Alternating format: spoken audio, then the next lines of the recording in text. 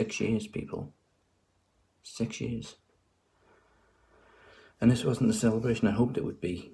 Sometimes life just bends you over and fucks you from behind. Now, I wanted to share some amazing news with you all in a few weeks, but for the second time in less than a year, that news has been viciously and cruelly snatched away. In fact, it was the day that I should have been celebrating being your world champion for 100 days.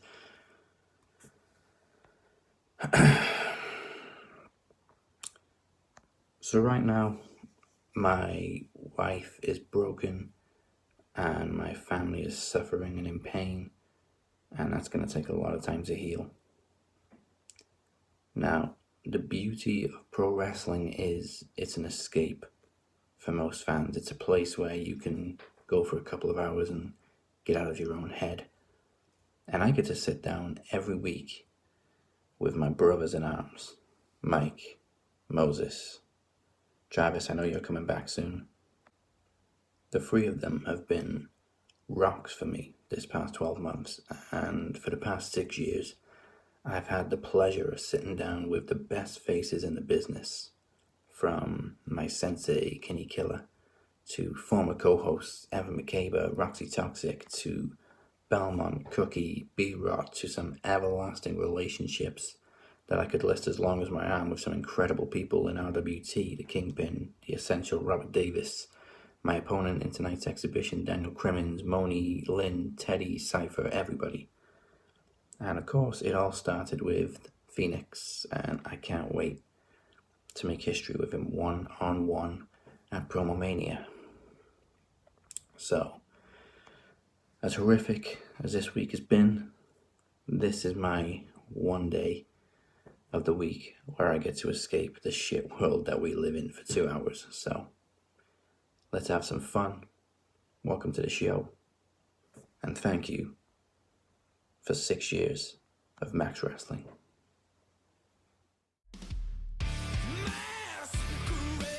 It's Thursday, and you know what that means. Welcome to the show, episode 315, the 6th anniversary of the Max Wrestling podcast. This is your captain speaking, along with the podcast machine, Mike Loughlin, and even though the times and clocks have changed, King Mo II will be joining us momentarily. First off, happy 6th anniversary, man. I've been a pleasure to be on this for 4 years, so I mean 6 years in total. Bro, it's been a long ride. You've been here for like, 66%? No, wait, 75% of the show. Yes. And it feels like you've been here forever. Thank you. You're part of the furniture. Well, thanks. I appreciate that. Well, I've been carrying that furniture when I did move house back in 2018. When you and Phoenix did that show together, it was the first time that you and Phoenix, I think, did a show together in like a while. And then, Mike's moving house. We'll see him next week. So, yes, that sticks out in my mind very vividly. And I've moved house. Well, we've been doing this too, recently. Yeah, man. Parallel lives, brother. And Moses has got 2 monitors. He hasn't moved house. All right. Nobody's moved monitors. Well, coming up this week, after 6 years and 2 days of Max Wrestling, it's the captain's first non-special exhibition promo against Daniel Crimmins, and a blast from the past as I replay my favorite old school promo from the show. Plus, reactions to Fastlane, Kenny Omega looking to take over Impact, Takeover takes shape, and more. But first, it's probably everybody's least favorite segment of the week. It's We Watch WWE So You Don't Have To. We definitely need a graphic for that. Oh, we do, but I got a lot to say when it comes to Raw, and especially Fastlane. Go ahead. I can't even, bro. On the whole, I didn't hate Fastlane. It wasn't a bad pay-per-view. I think the problem going into it was that it was just completely unnecessary. We didn't need another pay-per-view in March when we've now got less than 3 weeks before WrestleMania, which they now... Raw was 75% of I challenge you to a match at WrestleMania because they've left it this late to book the friggin' show.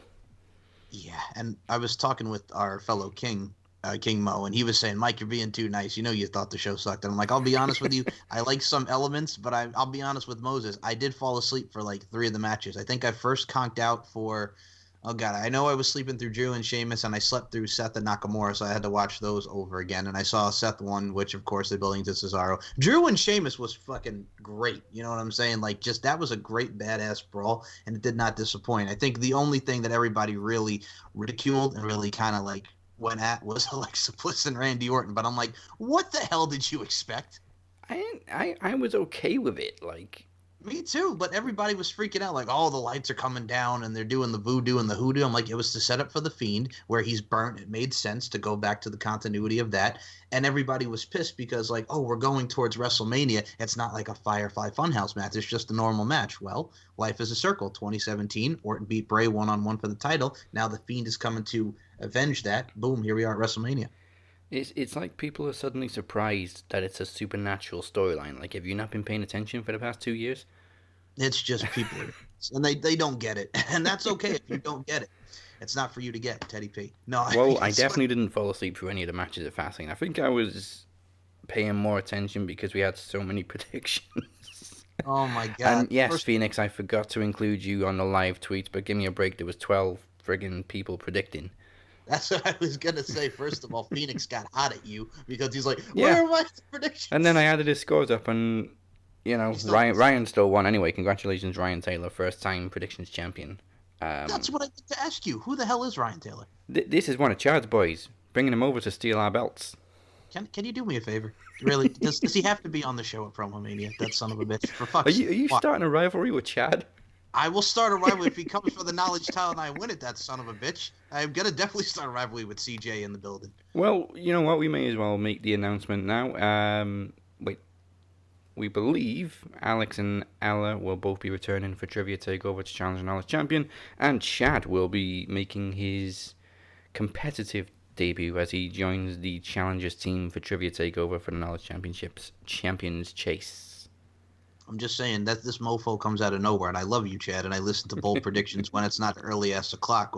Here's the thing: I subscribe to the bold predictions on YouTube, right? Yes. And it has like when it's gonna go live, and I'm like, all right, that's too early for me. I gotta go to sleep. I'll watch it later. But no, and you know, with UK time, so it's one of those things where him and his boys do a great job, and I got to look at it from a stance too. Chad, I love you, but for fuck's sake, that is the thing. Just put it on a t-shirt.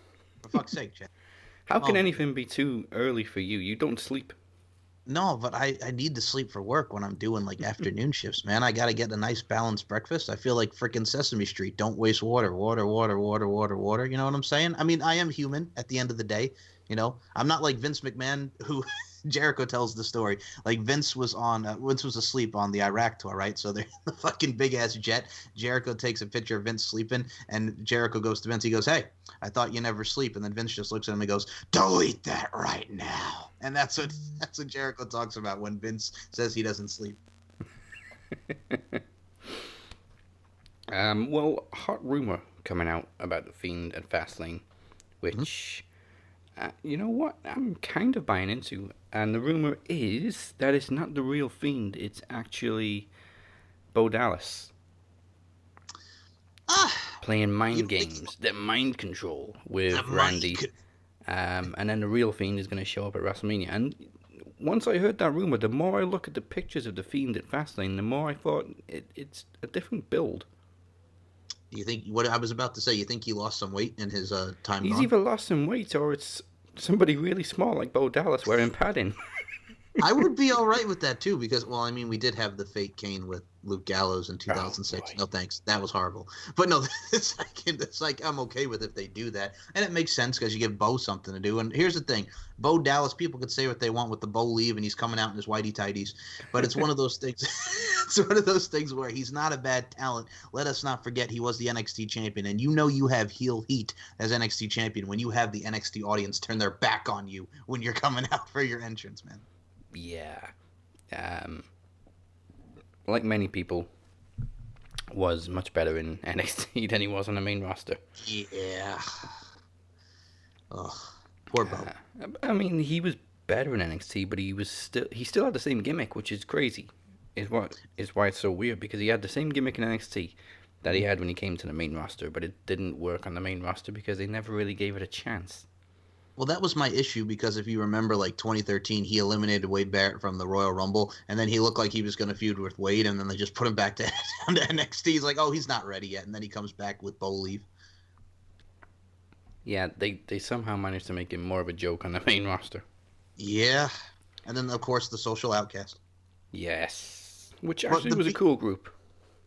It was, but he really didn't get like big until like him and Curtis Axel were the B team. Yeah, and Curtis Axel, another one who just faded away into obscurity. Oh my goodness. Well, he got released, so who knows what he's now. I hear Jacksonville's nice. Put that's a new one for us. Yes, but here Jacksonville's nice. Yes. So yeah, I mean, the Fiend obviously had a different look. He was more burned, and people have been ridiculing that. Like, what did you expect? The guy got set on fire. Quote, set on fire. That's what pisses me off, man. Like, people just don't understand. Or, well, that's hokey. Why are they doing that? Because the mofo got burnt, and it's like, hello, you know what I'm saying? So it has that new feel to it, and it's cool, and it's storytelling. I mean, I'll be honest with you. I think we were talking about this last week. I'm tired of seeing the black goo and just scaring him and everything like that in the fire. But this added a lot more elements to it, and I like the fact that she dropped the lights from the sky. I thought that was a nice touch. Oh, that was cool. It was, and also the fact that Randy Orton's wife got pissed with that pinfall, man. Yeah, the only person who wasn't pissed was Randy. I mean, hey, you know who else was probably pissed? That son of a bitch, Ryan Cabrera, because Alexa Bliss was literally on the way down. You know what I'm saying? You know what I'm saying? Don't forget Alexa's crazy stalker. That guy. All right. I'm surprised he hasn't gone after Randy Orton already.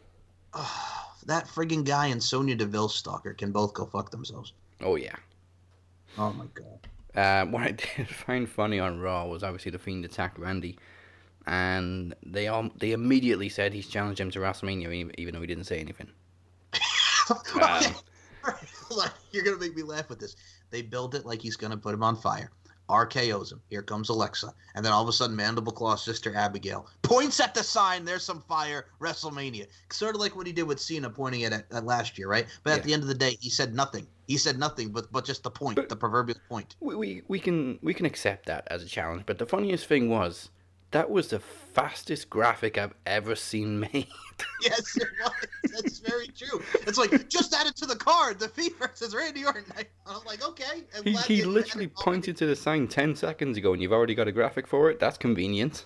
Oh my God, it's what they do because, dude, they had no clue what the fuck they were going to be doing. They just did it all in one night. Yeah. That's why everybody was pissed at the whole. And there was people pissed that Rhea Ripley just came out and challenged Asuka. I'm like, why are you pissed about this? It's something new. It's something different. Again, they've left themselves so little time to build WrestleMania that they're now rushing to finish the card. A couple of weeks ago, we were huffing and puffing because we assumed Charlotte was going to get the shot at Asuka. Now, there's two ways to look at this. Obviously, the story is that she tested positive for COVID, which is, is probable. But it's also very convenient that it's the same day that her fiancé finally got his release after previously being denied his release. Mm-hmm. And the rumor I saw was that she bargained with WWE to allow him to be released, providing she didn't compete at WrestleMania. That's the thing, too, man, with Andrade. And I'm going to say this, like, with him, like, if Zelina Vega, who's rumored to go to AEW, they could do something with her and him in AEW or something in regards to that, maybe somewhere proud and powerful. Like, there's a lot of people that want to see him go there, but I'm going to say right now, if he were to go, he's not going to go to Ring of Honor. I don't see him going to Ring of Honor. I could see him going Impact. That would be pretty cool. You know what I'm saying? Like, there's a lot of talent he could work with at Impact. So for me, if I was Andrade, I would go to Impact or AEW. Yeah. And then people are going to complain that AEW signed another old WWE guy. Okay. Here's the thing. Here's why I say Impact, and I think you'll like this reference.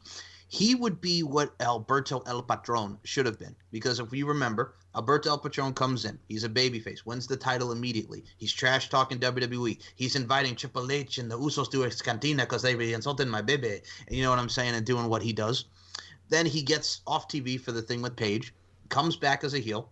Feuds with Austin Aries. Eats the steak in front of him because that's how he rolls. Steaks and weights.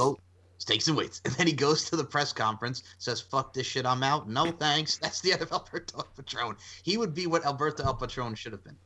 Yes, and Andrade is not a drug addict and doesn't abuse women. Correct. Mm-hmm. Fuck Alberto Del Patron. Fuck. That was so quick how you said that. I Cabron. wasn't expecting that. Alberto El Cabron. Ooh, okay.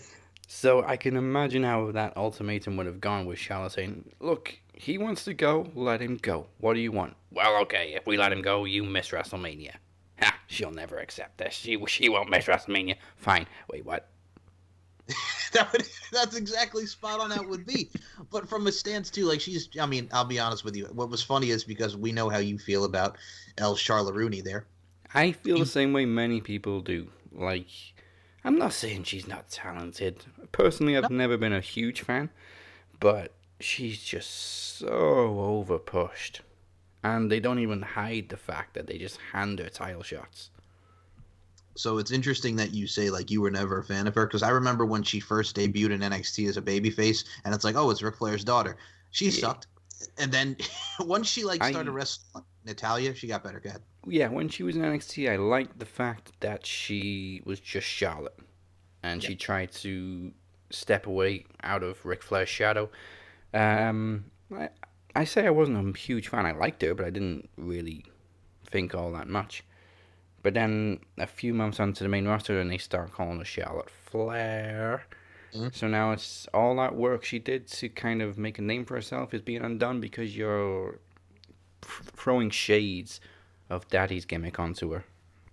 Yeah, man, and it's the thing too, like what she did with the work, like after she was the babyface, like her, Summer Rae, and Sasha Banks were like a little trio, which was kind of funny. And then like she started getting into her rhythm as a heel and as the NXT Women's Champion. And like you said, when she came in with the PCB and that whole crap that they did with Team Bad and all that, like she was Charlotte, but then we started going towards Charlotte Flair, and it's like, all right, we know what you're doing here. And then she kept winning and winning and winning the damn title. Let's not forget the original name of PCB that they had to change because they realized it was the name of a porno. Submission Sorority. Ah. All right, you're gonna put me there because the perv here with his adult stars. Yes, I'm aware of the film. Is it any good? It's okay. I mean, it's not the worst. It's not like that. Okay, I'm going to say this really quickly. I feel like Evan, because Evan used to talk a lot of porn on this show. Oh, anyway, so there was this adult film where, oh my God, what's this? I forgot the guy's name, but he talking about on Brad stand-up Maddox. comedy. No, not Brad. No, not Brad Maddox. No, there was a guy doing stand-up comedy, and he was talking about this scene where it's pretty much like it's from a POV perspective, and the guy's like making eggs, and then the girl comes in, and he's like, yeah, but I really want to go to the zoo, I want you to sign my permission slip. And she's like, well, how bad do you want to go? And then it's like a BJ for like 15 minutes. I'm like, this is the wackiest fucking dumbass porn ever for POV. You want to go to the zoo? Okay, here it is. Giraffe, motherfucker. It's feeding time at the zoo. That it is. What was it, a petting zoo? Oh God. Ugh, okay. It's like Tom Green, Freddie Got Fingered. Daddy, would you like some man. speech? No. It's a horrible film. Frickin' Tom Green. Fucking All right. words. Like we said, Asuka is now facing Rhea Ripley, which is a great match. Did they face in NXT? I don't think they did. I think they just missed each other.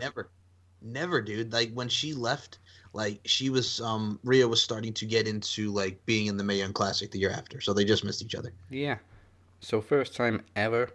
Hopefully Rhea Ripley can get some redemption from the bullshit lost last year, which, incidentally enough, was to Charlotte Flair. Yes. I think it's kind of poetic actually that Rhea Ripley has taken Charlotte's place. It all comes full circle, man. Karma is the son of a bitch. Also, I got to say this because I got to get it out of my system, Dazzy. So, Naomi and Lana, a.k.a. Glow and Blow. Mm-hmm. So, they are both Florida girls. And as we all know, WrestleMania's in Tampa. They are winning the tag titles in Florida. Oh, yeah. Yeah, fine. Also, I'm still salty with the whole shit that happened with Dakota and Raquel. Yeah, me too. But also, here's what everybody else was like complaining about. Why are Hulk Hogan and Titus O'Neil, the host of WrestleMania? I'm like, they're in Tampa. Titus O'Neil's is from Tampa. Hulk Hogan, Tampa. Like, why is this like surprising to you guys? I mean, I can understand Titus O'Neil, but yeah, it's just ironic. It's ironic because of all the controversy with Hogan and his comments. I know. Honestly, I think it would have been worse if they'd have put him with Big E. Oh my God, that would have been Yeah, horrible. but I think Titus is more of a forgiving person. He seems okay with it. It'll just be so awkward every time we see them on screen together. Well, and also you have to look at like Titus O'Neil is like one Father of the Year, and he's like a big ambassador now for WWE. And then you got Hulk, who's Hulk Hogan. So it's like what it is. It's going to be interesting to see. That's all I can say because I'm like when I first saw that, I'm like Hulk Hogan and Titus O'Neil, like really? And I'm like, okay. I mean, all right, I guess. And well, Titus O'Neil also brought my favorite line from last year with the Firefly Funhouse match. I don't know what I just saw. But what are the odds of Hulk Hogan becoming 24/7 champion? Oh, for God's sake. Let me tell you something, dude. 24/7, 365. Take your vitamins, say your prayers, train hard. Brother, dude. Hulk Hogan 24/7. I won the hardcore title in the Performance Center, brother. Both wrong. Oh, right. By the way, you know what it's like? It is like Hulk Hogan and Muppets in Space. Hulkster, what are you doing? I'm a bad guy now, dude. That's what it is. Hulk Hogan and Muppets in Space. Oh boy. Now the other challenge. Well, actually, there's two more challenges that we saw on Raw. 2 weeks ago, The Miz was WWE champion. Oh God. Just 2 weeks ago, ladies and gentlemen, he held one of the most prestigious championships in all of pro wrestling. Now he's dressing in a rabbit suit, in a bunny costume, rapping with John Morrison, and he's about to face the rabbit guy at WrestleMania. Okay. I'll comment on this because I'm not going to lie. I did laugh at Hey Hey Hop Hop. That did crack me up a little bit. But at the same time, in retrospect, of hindsight, like you said, he was the WWE champion 2 weeks ago, and now he's going to be in a attraction match facing a celebrity in Bad Bunny. And I say celebrity very loosely because a lot of us didn't know who he is. But the only reason I was telling you this on NetPicks, which will air, with Bad Bunny, I like the fact that he's taking it seriously and that he actually wants to learn the business and wants to get in there. I can respect that. But at the same time, too, who the fuck is he? That's my issue. I would have less of a problem with Bad Bunny because he is enjoying himself and he's taking it seriously. I'd have less of a problem if WWE stopped making him out to be, fucking Shirley Bassey. Look, I understand that he has lots of downloads on. Well, this is what our current generation of technology is about. You have a lot of downloads on Spotify, and I mean, I'm happy that he won a Grammy and all this stuff and the awards he's got. But I'm like, you're just big in the Latin American rap market. Like a lot of us don't know who you are. He's very famous in a small section of the world. Nobody knows who he is in the UK. He's not in any charts in the UK. And apparently, well, by the sound of it, half the wrestling fan base don't know who he is. Yeah, and that's the thing too. And like, I'll say this right now, and she's one of my friends who I've had the pleasure of interviewing, Samantha Cole, who is a artist, right? Samantha Cole, Shaggy, Love Me, Love Me, Love Me, Sex Machine, which came out after Boombastic. So she was on that song. She's had her own album in the States as well. But we've talked about it on the show when I've had her on. Like, she's big in like Asia and all the international markets. There are some artists that are very big in international markets, and it shows. That's a prime example. But it's like with Bad Bunny too. It's like, Bad Bunny, get that money. We're like, who the hell is this guy? And at the same time as well, WWE fans are just kind of like, I mean, like I said, it's a 50-50 scenario. It's a catch-22 where we have, this guy's taking it seriously. It's great. He's having fun. Awesome. But at the same time, it's like, again, who the fuck is he? And now he's taking on The Miz in a celebrity match where you had a guy who was a WWE champion, and The Miz has had prominent WrestleMania matches, and now he's taking on a rapper. Go ahead. You've also kind of saddled Damian Priest into this whole thing. Well, you know why they put him with him, because he's Hispanic. Yeah. But everybody assumed that it was going to lead to a tag match, which at least would have got Damian Priest a match at WrestleMania, but no, it's one-on-one and Damian Priest is in this corner. Same with Jomo. Good morning, Moses Marquez. Top of the morning. Top of the morning. Hot topic. The Rabbit Guy versus The Miz. Bad Bunny, get that money. Well, I was thinking it was going to be that tag match, like right when you guys were. That's right when I jumped in. But whatever. Who cares? I don't give a shit. See? Yeah. Well, and Bad Bunny, get that money is going over. Yeah. It's fine. Me too. I'm cool with it. But again, it's just whatever. Like Moses so eloquently put it there. It's like Dwayne from Full House. Whatever. That's how we feel about it. And like we said, the problem isn't specifically with celebrity involvement. I love Stephen Amell's match. Well, which but one? people know who the fuck Stephen Amell is. Well, which one? The All-In one or the one at SummerSlam? Oh, both. Yeah, both. I would class the SummerSlam one as a celebrity match. When it came to All In, he'd done a bit more wrestling before that. Yeah, he only had one move. He only had one move in the SummerSlam when he did a dive off the top rope. That was it. Yeah, when you're Arrow, you only need one move. Yes. There you go.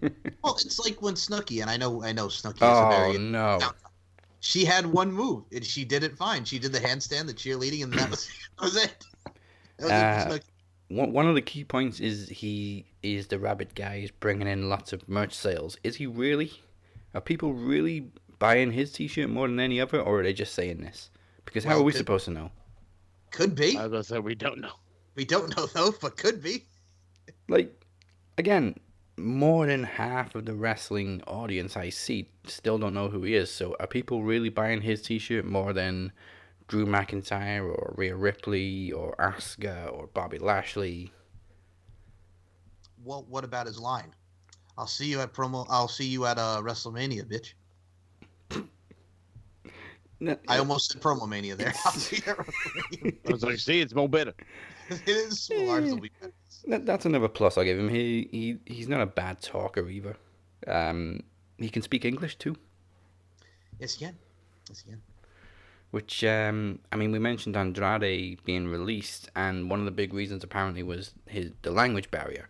And yet, Mike, you're going to love this, and yet, the great Khali is going into the Hall of Fame. I hate that so fucking much. Okay, here I go.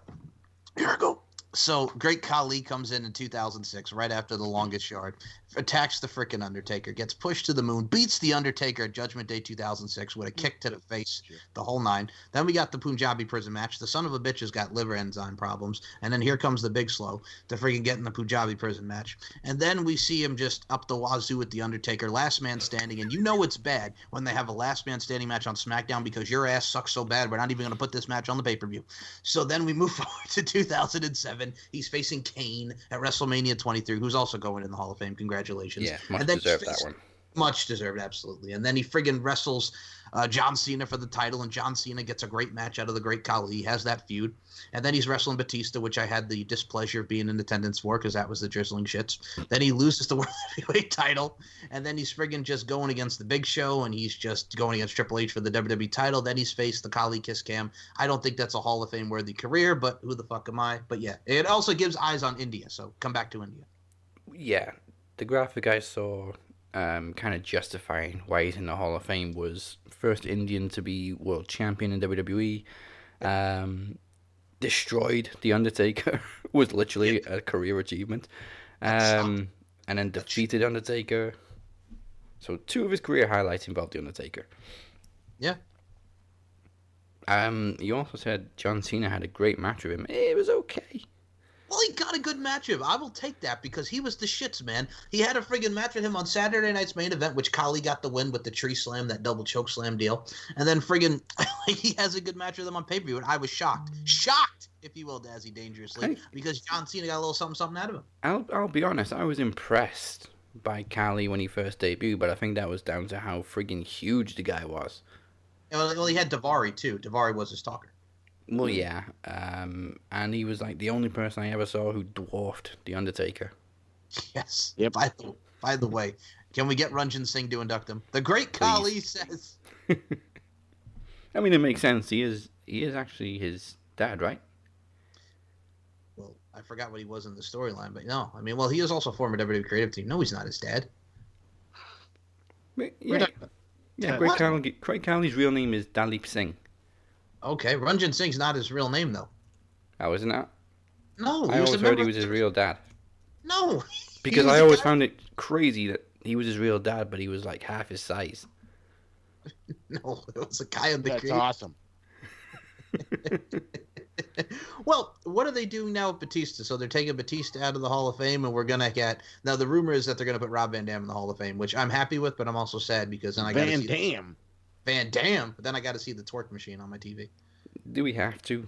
Let it. Yeah, I'm down actually for that. Hell yeah, let her fucking twerk all over the Hall of Fame. Oh man, all the old legends are gonna be sat front row, and she's just gonna be twerking in a bikini Exactly. with freaking Exactly. graffiti All these gun. cats are gonna go home and pop a Viking. A fucking Viagra. I'm actually more intrigued whether Sabu is gonna be sober enough to induct him. That's Or gonna- Bill Alfonso. That's gonna Bill- be a disaster. Bill Alfonso should do it. Yeah, just don't bring the fucking whistle. No. I hate Gotta that bring whistle. What do you mean? That was annoying as shit. Oh, you know who they could have induct Rob Van Dam? One of his longtime rivals and one of my favorite feuds with Rob Van Dam. How about Jeff Hardy? You know who should really do it? Matt Riddle. Oh, that would be great. bro. Bro, RVD 420, bro. Yep. I Those love two are gonna be in the same building for the Hall of Fame. Yep. Somebody See, better it- open some if you windows. see smoke, it's not a fire. It's some fire, but it's not a fire. And, I mean, and I- Randy will be joining him. Oh, yes. Attaboy. I will say this, though. The 2021 lineup, minus the great Khali, is looking good. We got Molly, we got Bischoff, and we got Kane. Yeah. Okay. Honestly, I don't really have any problems. Kali, yeah, you can question, but everybody knows who he is. Everybody remembers him. There is some significance to him going in. Bet you people know him more from the longest yard than they do from his Oh, that was wrestling his career. greatest performance. Yes, It it was. It was awesome. I play. Apologize for breaking his nose. I'm sorry. I love the fact that they had to put captions on every one of his lines. Yes. So great. Raw! I'm going to take a piss. Oh, I'm sorry, but him and Bob Scared Sapp. him off, you big dummy. Just the chemistry with Bob Sapp. He broke into my nose. Ah, it looks like a young Michael Jackson. I love little Michael. God. Great movie. Yes. Great movie. Uh, All right, so we'll probably get more Hall of Fame inductees very soon. Apparently, they all being announced on the bump these days. oh my God! What the fuck is the bump? It's their show on the network. It's a morning show. It's like Look at here. I'm not gonna wake up and watch fucking WWE bullshit news in the morning, okay? Like, it's like their version of Good Morning America. or like Sports Center, or Yes. Sports Nation, or whatever. Like, okay, look at here. Well, real sports matter. Okay, I don't give a shit. Like, I'm gonna get all my wrestling news from Facebook anyway. So well, the only good thing about the bump is we did get Gregory Helms, Shane Helms, and Undertaker pretty much crying with the whole thing and how emotional those got. This is what gets me with announcing the inductees on the bump. So, Hurricane surprised Molly Holly. Undertaker surprised Kane. If this is how they're going to keep announcing inductees, it's going to get to the point where a legend goes on the bump and they know they're going to get inducted.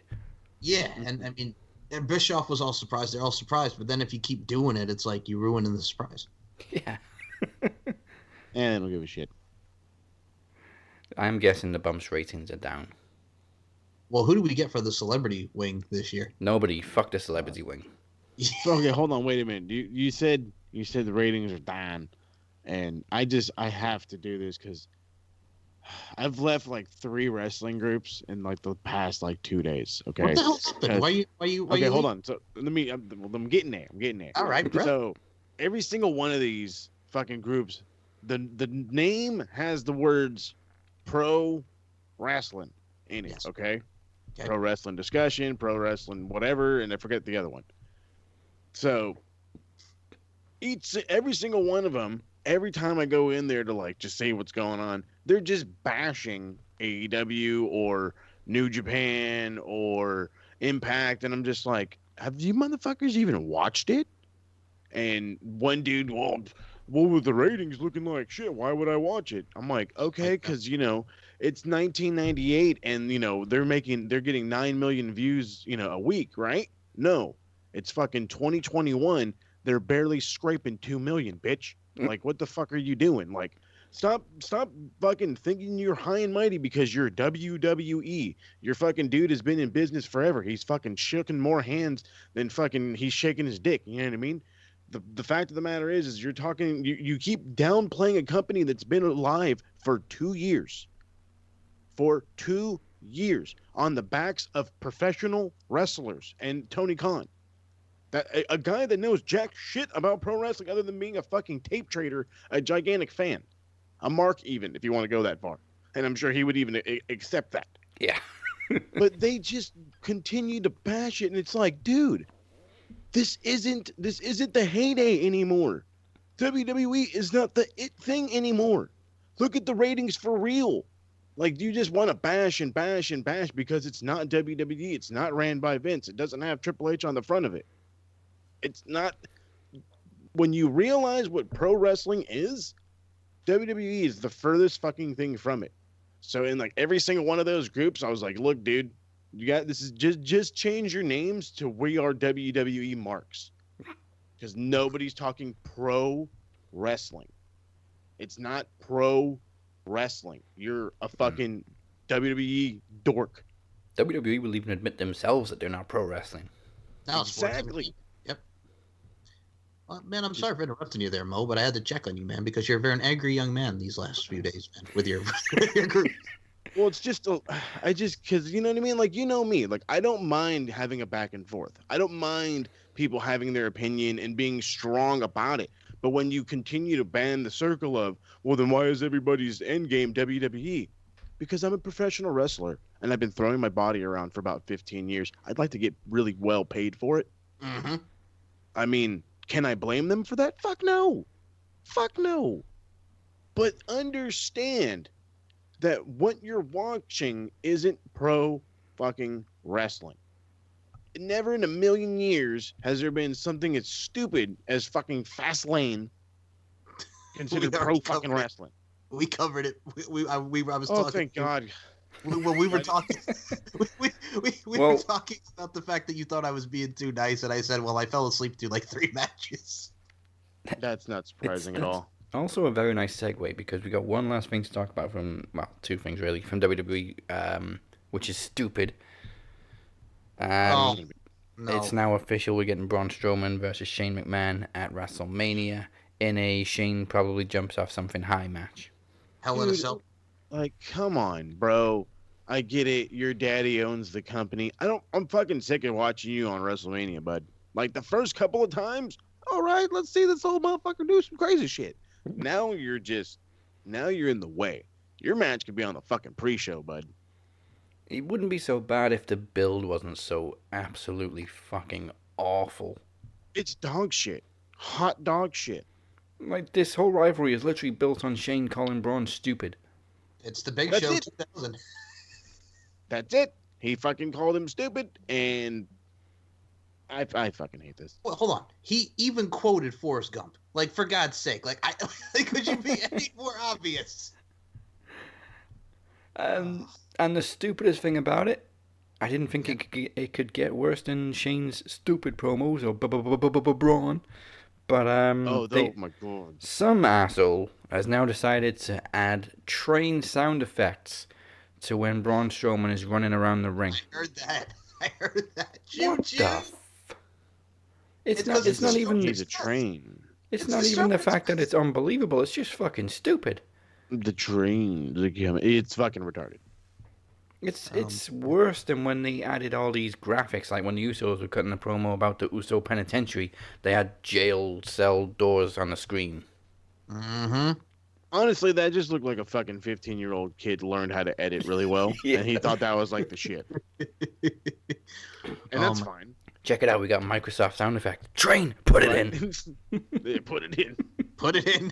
It's like DX were in the production truck again. Play the train. Play the Yeah, train. right. Play the train.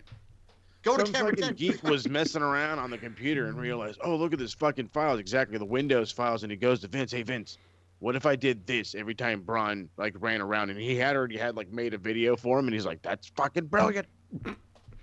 I mean, next week we're going to get steam coming out of Braun's ears as he's running around and It stuff. better come out of his ass. Like, no, it better not come out of his ears. It better come out of his ass, out of the caboose. I'd like to add on to what Moses Marquez also said, because he said, like, when Shane came back and, like, he's taking on Taker, Hell in a Cell, then he's going against AJ, and then him and Daniel Bryan are teaming against Kevin Owens and Sami Zayn. Did he face anybody in 2019? I don't recall. Oh, no, was that The Miz? That was The Miz. Yeah. And then last year, I don't know. No, he wasn't on. He wasn't wrestling. But yeah, no. Then now he's going against Braun, and I'm like, fuck. Because I go back to 2019, and I hated the best in the world thing, and because it just was horrible. It was supposed to be annoying, but still, I hated that whole thing. And Jetta. It was to give Punk the middle finger. Yes, and also just Jetta. Goddamn Mansoor. I think when he first came back and they booked him against Taker, it was all nostalgia. Yes. But now it's just like, okay, Shane's old now. Yeah, like, can we stop having him go against Braun Strowman? We know what's going to happen. He's going to take a big fall or he's going to jump off something, then Braun's going to kill him. Boom. That's the end of the match. What type of match we thinking? Hell in a Cell? Last man standing. No, they did last man standing last time. It's got to be a stupid stipulation that allows Shane to jump off something high. It's steel cage. That works. That way it keeps the dorks at bay. Oh, you know what would be great? Because Shane keeps running away is a strap match. Yeah. Oh yes. But it's got to be long enough. It's got to be a long ass strap for Shane to be able to jump off something high. Have you seen these straps? They're about 7 feet long. Fuck it. Yeah, we need at least a 30 feet one. Oh, 30 foot, so I can hide in the back. I'll just follow this trail of leather. Which way did he go? That would be so fucked. Like, if you really want to ruin a guy, you would just start playing stupid sound effects like from fucking cartoon. Where did he go, George? Where did he go? Oh, I'm ready for a sound effect of Braun just looking for Shane backstage, and then Shane just shows up going, Fuck no. Okay, so I'm looking at the card here. So here's what we have so far, what they've announced. So night 1 on the 10th is Sasha Banks and Bianca Belair. which should main event. Yes, Lashley and Drew McIntyre, and Bad Bunny and The Miz are on night 1. Night 2 is Roman and Edge, Asuka and Rhea Ripley, and The Fiend and Randy Orton. And it says unconfirmed. We don't know what night they're going to be. New Day against AJ Styles and Omos and Braun. Hold on. So is this not a fucking triple threat then? Well, they haven't announced it yet, but as of right now, it's still Roman and Edge. Okay. Yeah, that's what we're heading for. Because right now, I'm banking on Brian. And if you let me down, Brian, I'll kick you in the kneecaps. I kick you in the kneecaps. That was also a great match at Fastlane between Bryan and Roman, which I'm pretty sure it was Roman's longest singles match. It was 30 minutes bang on. Mm-hmm. This is the only other good thing on the show. And then, of course, there was people who got carried away and thought Edge turned heel. No, he just snapped because he's pissed off. That doesn't mean he's a heel. No, he's heel.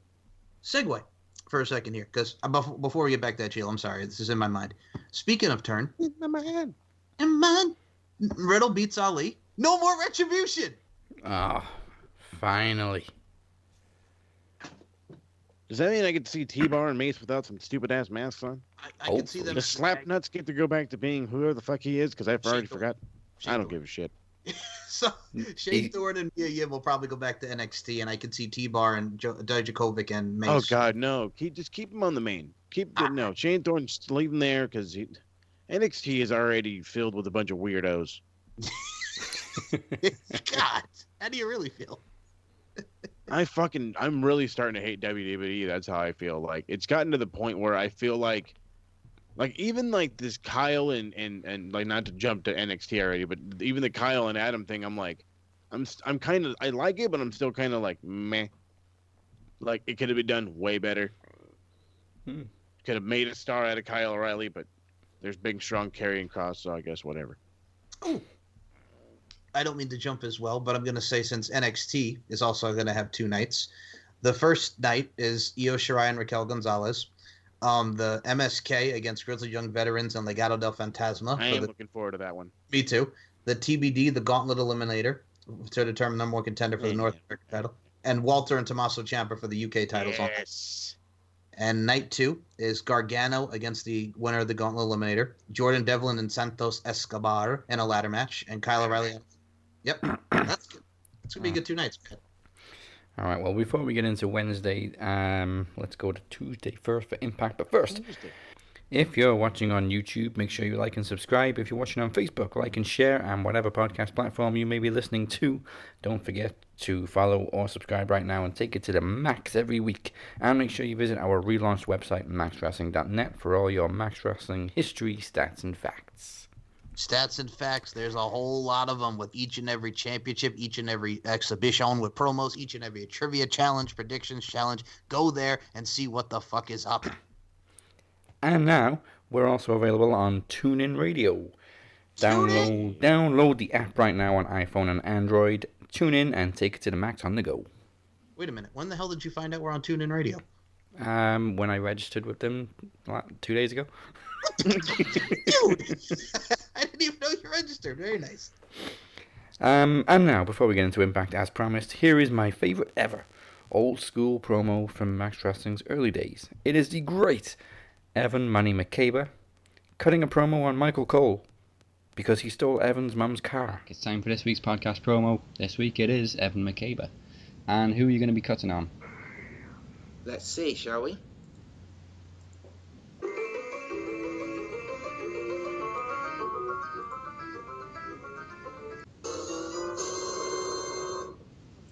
This might be the worst randomizer ever. Because he's not actually a wrestler. Who have you got? I've got Michael Cole. Okay, let's find out the reason. Not that you need one. Ooh, Michael Cole stole your car. Oh my god. All the best. I can work with this actually. Oh, this is gonna be good.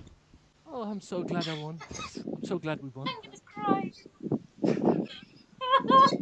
Alright. You ready to start? Yeah, do it. Alright. Evan McCabe, pick up the mic. Fuck it! Michael Cole! Michael Cole! Out of everyone in the whole world, Michael Cole steals a car that I bought for my dear mum. I have feuded with yes men. I have feuded with computers, retro computers, and yet Michael Cole decides to ruin my Christmas by stealing a car that I bought for my dear old mum. And just for the record, my mum, she's learning how to drive. Huh? You've literally stolen candy from an old woman. I hope you're proud of yourself, Michael Cole. You and the whole of your Cole train can suck on these nuts, because I don't want you on Sunday for a pay-per-view that this company wants to promote. I want you right here, right now, in the middle of this ring. And I will beat the 7 shades of piss out of you, because Evan McCabe is over as fuck.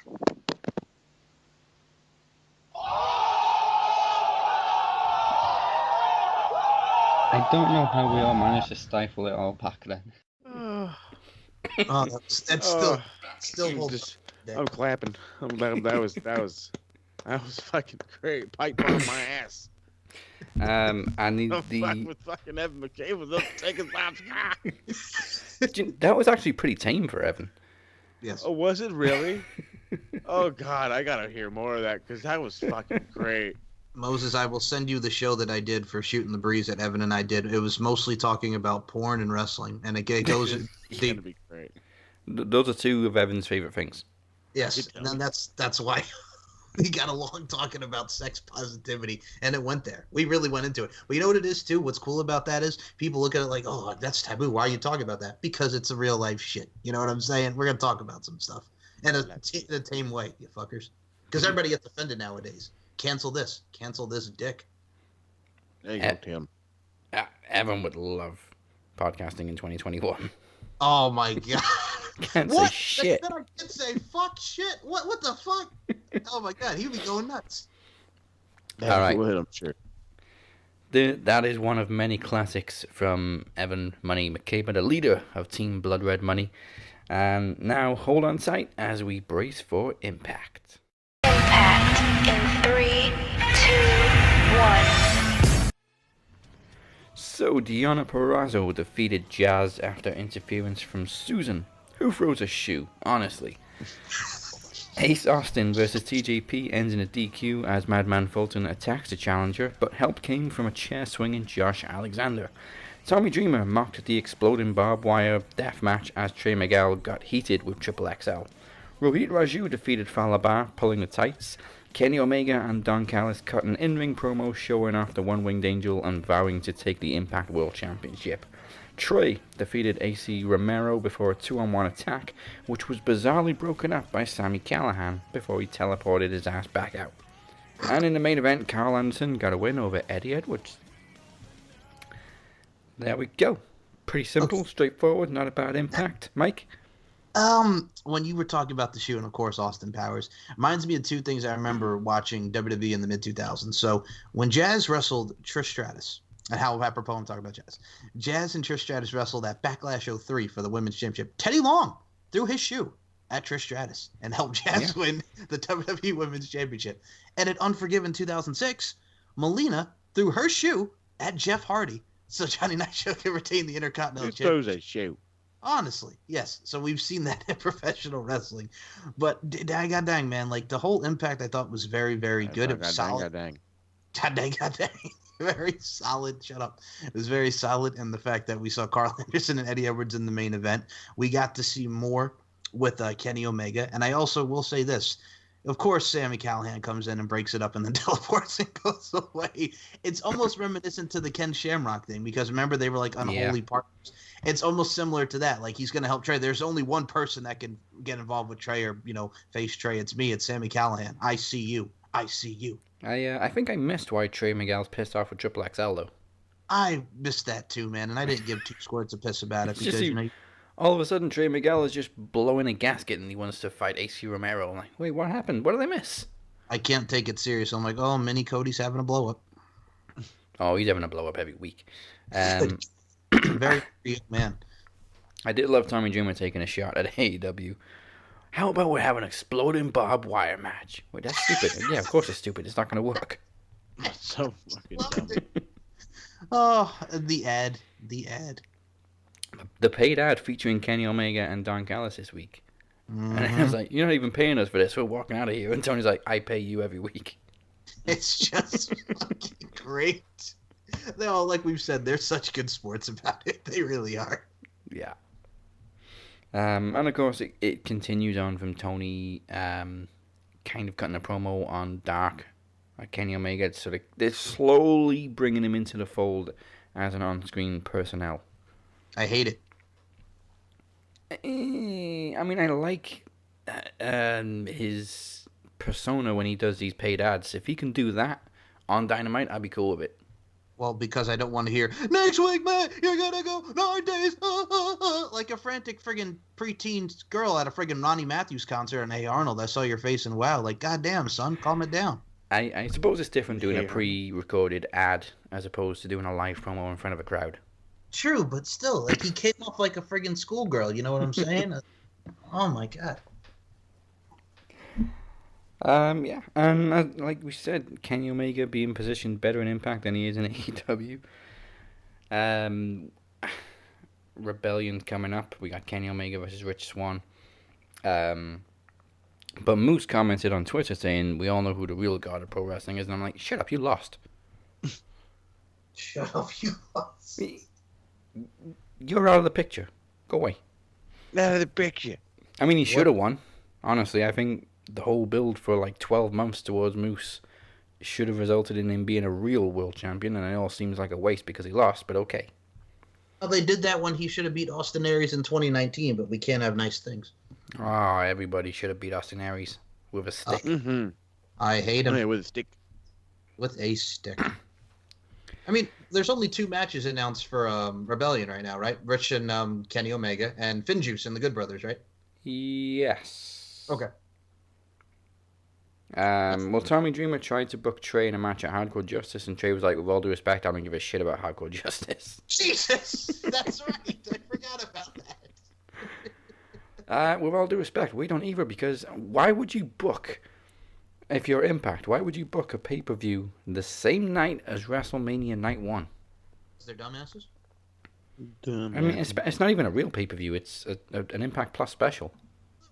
real pay-per-view when they had EV 2.0 and all that, but then It was. It ain't yeah, now. it was. Ain't now. Much like half of their pay-per-views. No. Ugh. This company. Mm-hmm. Mm-hmm. I'm trying to think. Hold on. Let me look at this. Hardcore Justice. Really quickly. Do we have anything booked for it? No, it just says TV. I don't see nothing. I don't see diddly squat. You know what I'm saying, man? If I see it, I'll let you know. Yeah, well, again, they've just randomly decided to add another special without much time to book the damn thing. Yeah. All I know is it'll be served on Impact Plus. That's all. That's all we know. Let me see. Well, now we're gonna have some fun because it's time for our new favorite segment, and it is Shit Mark Say. It's still real to me, damn it! Okay, number 1 of 3 this week. By the way, if you want to see more, make sure you follow Max Wrestling on Facebook because there's a few posted on there too. But number 1 this week, nothing new. I assume he means nothing new. Roman can defend the title by himself. The worst champion we ever have. Bring Brock back. Oh my god. What the fuck? I assume. What grade school this I geek assume have? he also meant Roman can't defend the title by himself. But next one. Oh, this one's good. Daniel Bryan made the tribal sissy tap out. Edge is a selfish little punk. Again, the tribal sissy had to have help to win and tapped out on top of it.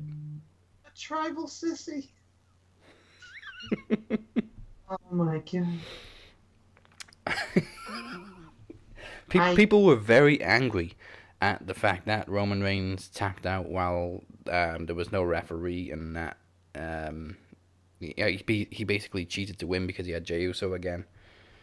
Mm-hmm. I bet these people loved Roman when he was a face. Okay, number 3. Daniel Bryan had the match won. If it was not for Edge being a selfish, inconsiderate prick, Daniel Bryan could have won the match. You prick! It's just still real to him, damn it. It's still real, man. Yeah, so a lot of people were very angry with the Fastlane main event.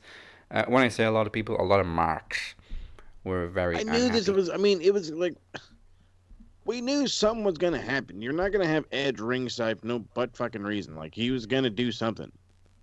Yeah. It's like whatever, dude. Get over it. It was a good match. It was a really good match. Mm-hmm. It was good.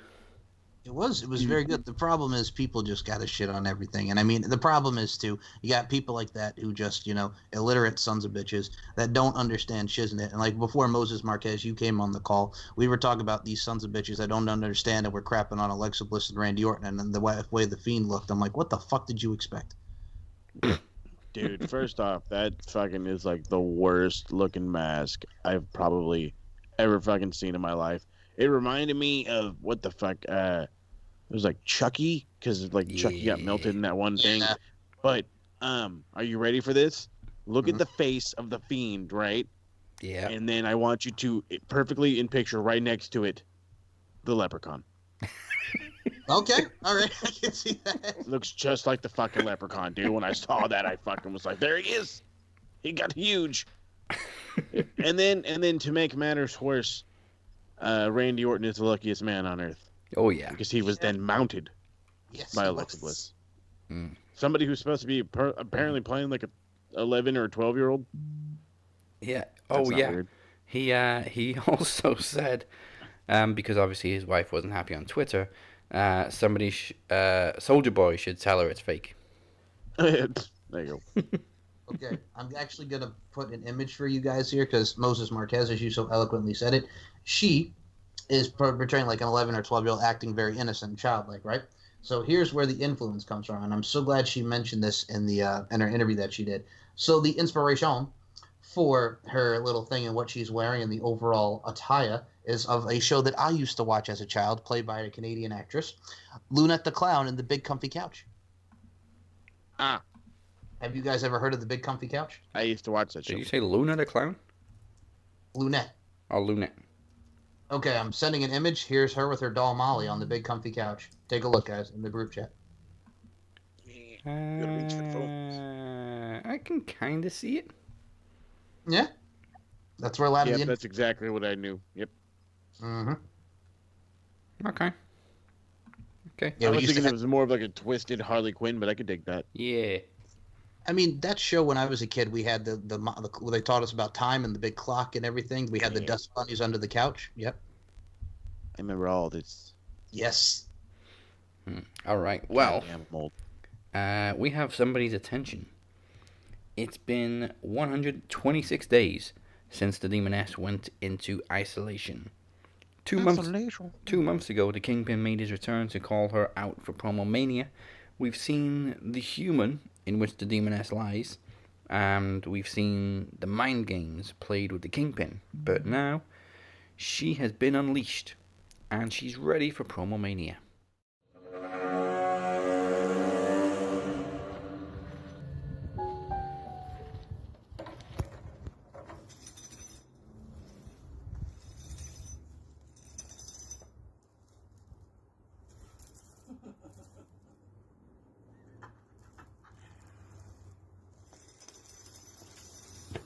Hello, mortals.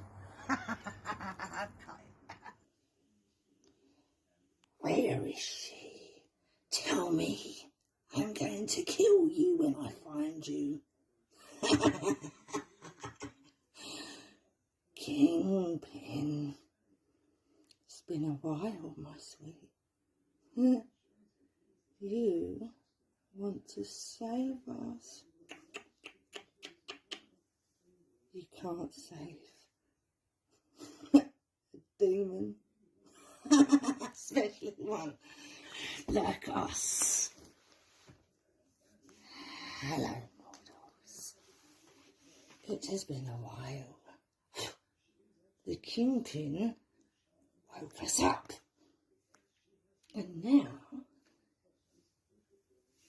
you want to save us.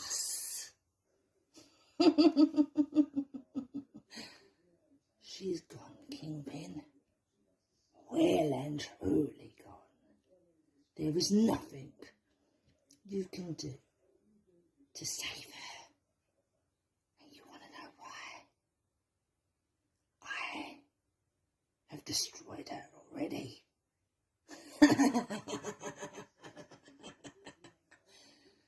I'm going to destroy you, Kingpin.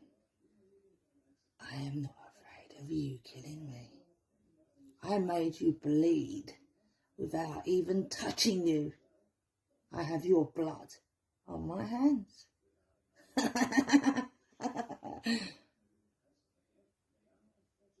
You made a mistake, Kingpin, thinking you could save her. No one saves a Nicola. She's gone. Very gone. Mortals, take this as a warning. Embrace the madness. Embrace the darkness. Every one of you will die. The Black Hearts will rise. The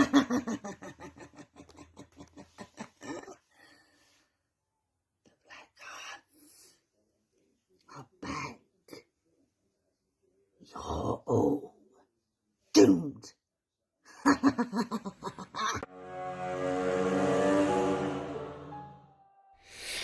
Well, there's no going back now. The longest reigning former promo champion, the Demoness, is awake and coming straight for the Kingpin at Promomania 6. I think this has been the most intense build-up we've ever seen on Max Wrestling. Absolutely. But we're almost at the finish line. Promomania 6 is now 2 weeks away. The biggest Max Wrestling show of the year. It comes your way April 8th on Facebook, YouTube, and all podcast platforms, including TuneIn Radio. The pre-launch show will kick things off on April 6th as Chris Durham, Cypher, Moses, and Travis Anderson compete for the 2021 Iron Bank contract, guaranteeing the winner a shot at either the Knowledge or Promo Champion anytime they choose until Promo Mania 7. Speaking of Travis, he then turns into Travis the Walker Anderson as he goes one-on-one with the essential Robert Davis for the first time ever in a promo exhibition. The main show arrives on April 8th as we present the 6th annual Promomania with more action than you can shake a stick at.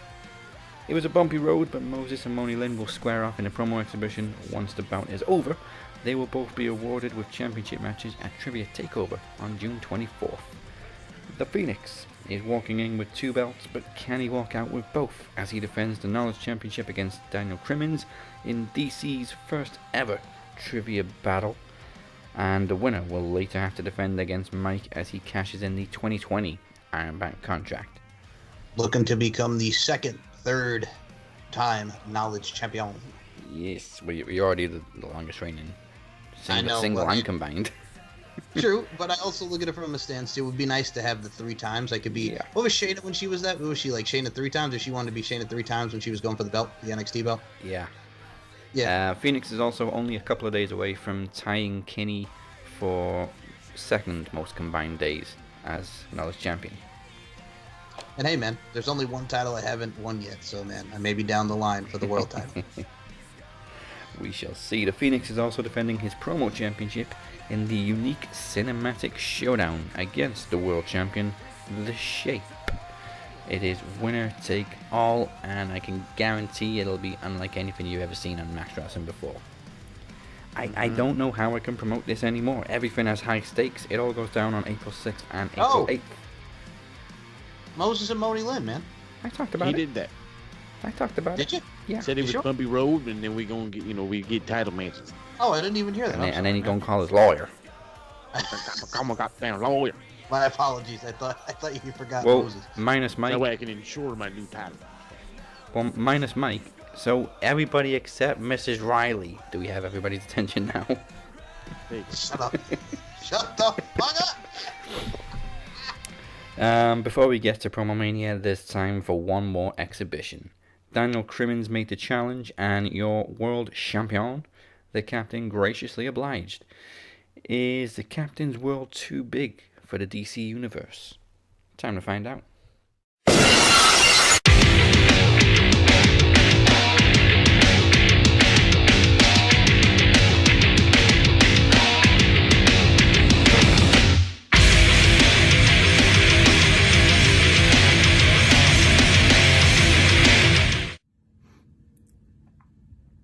Six years. 6 years. It's crazy to think how much can change in 6 years. We've changed time and time and time again on Max Wrestling. But I don't think there's any question that our biggest change was last year. And Dan,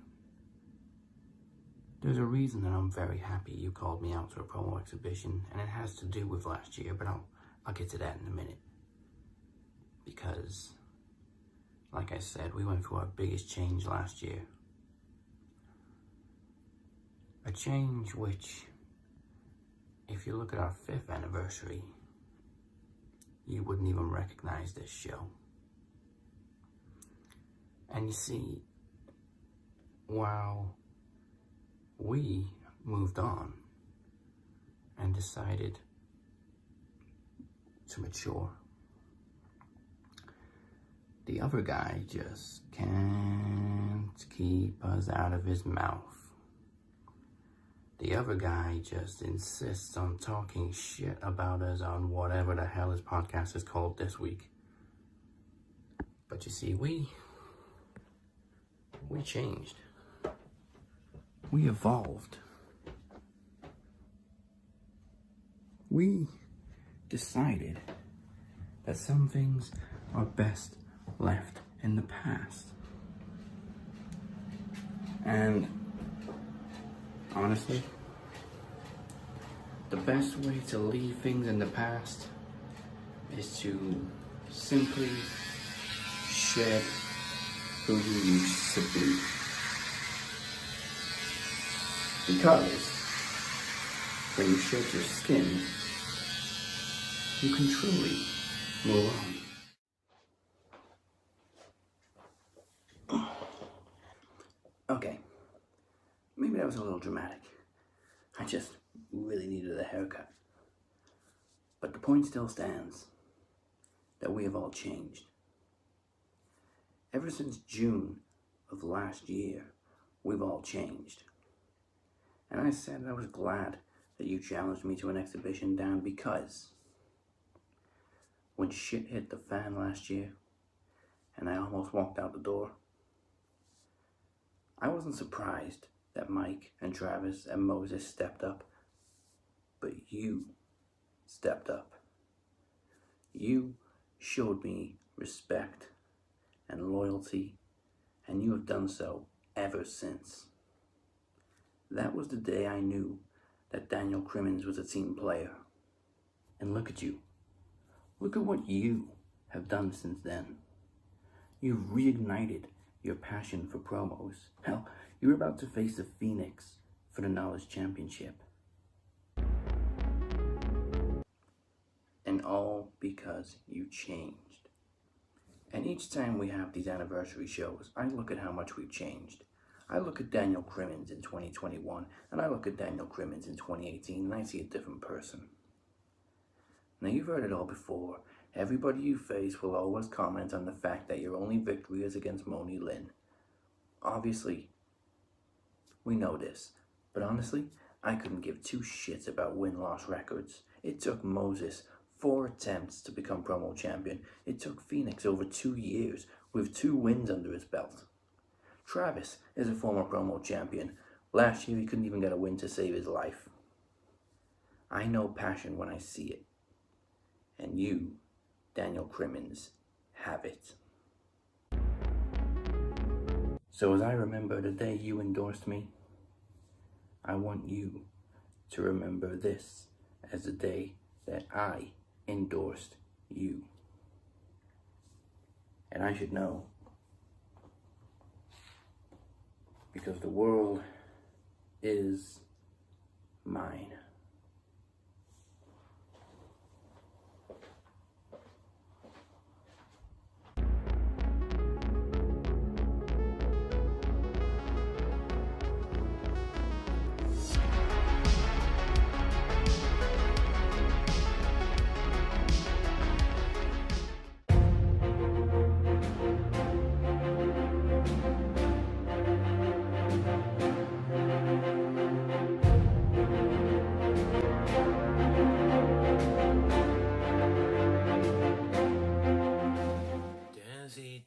Dazzy.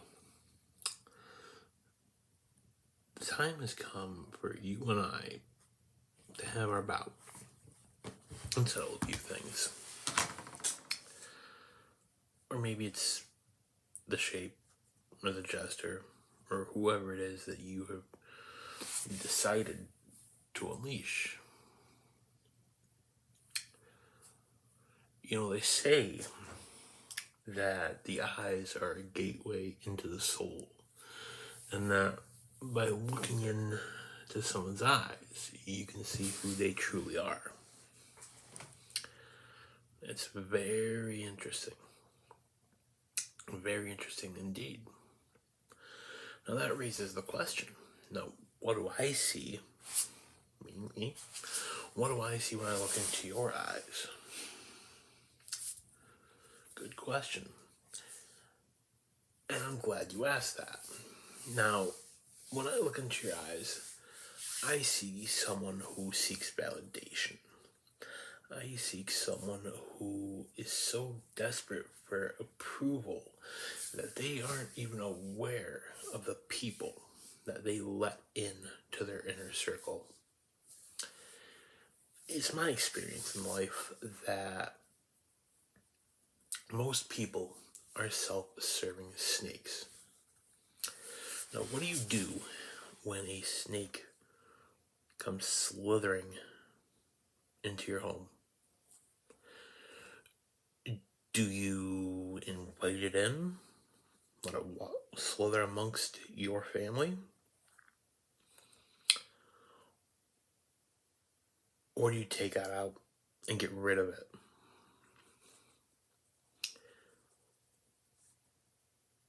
You definitely do not allow that snake to remain in your household.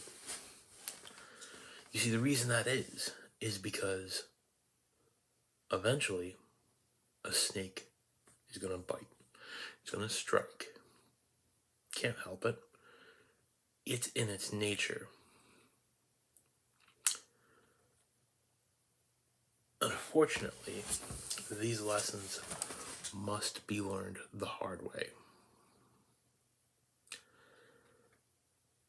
And they say that if you do not listen, if you do not learn from history's mistakes, that you are doomed to repeat those mistakes over and over and over again. Now let's go into your history. What happened with the last snake that you invited into your domain, into your household? Did you get rid of it and cast it aside? No. No, you did not. No matter how many times that snake bit you, you continued to let it in and to remain.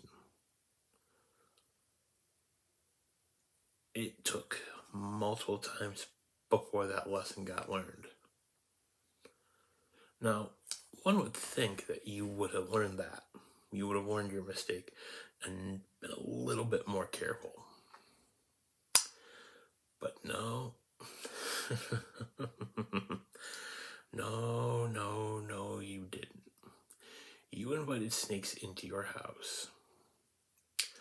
What would make you think such an idea is wise? Thinking maybe they're different. Maybe they won't do the same thing that the last one did.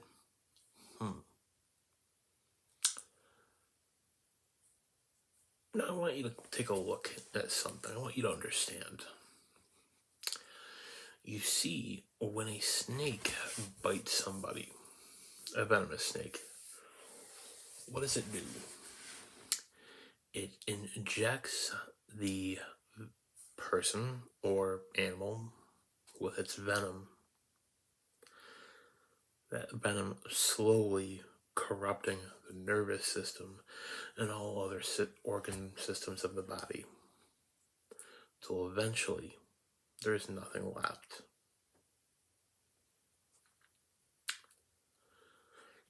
You see,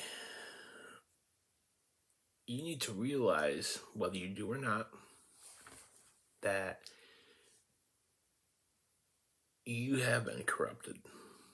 You have made decisions within the past year that this time last year I wouldn't have expected you to make.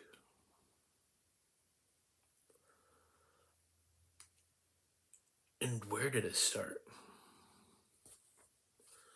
That's subjective. Maybe it started with the last snake that you finally expelled out. Or quite possibly that decision had to do a promo series. One of the most controversial decisions that you could have made. Did you make the right one? I'm sure there are people that would say you did. But that's subjective once again. You see, what you did was you handed it to somebody who maybe shouldn't have been the one. Were there other things you could have done with it? Absolutely. But again, all subjective.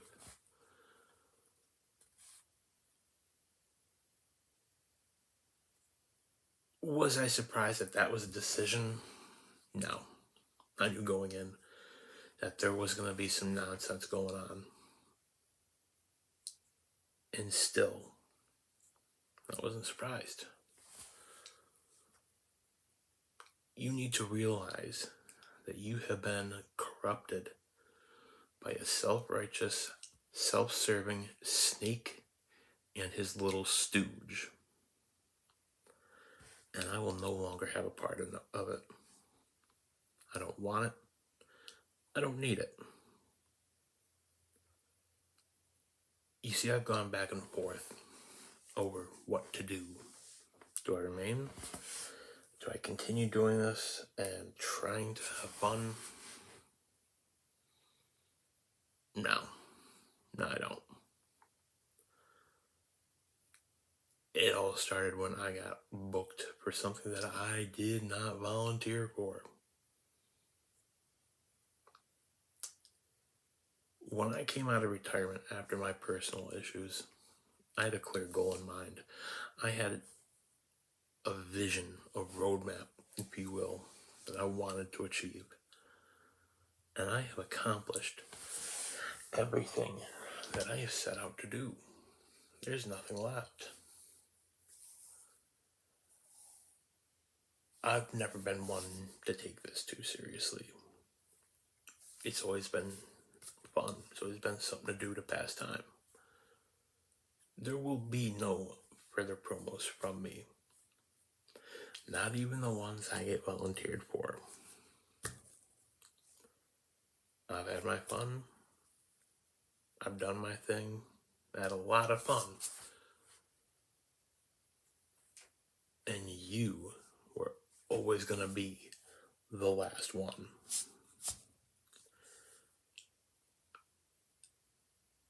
So in closing, how does one close a final promo? I simply cannot decide. They say that if you don't know the words to end a story, why not use a quote? Why not use somebody else's words and make it sound good? So, in closing, I have these short, simple words that I think say it all. Goodbye and good night.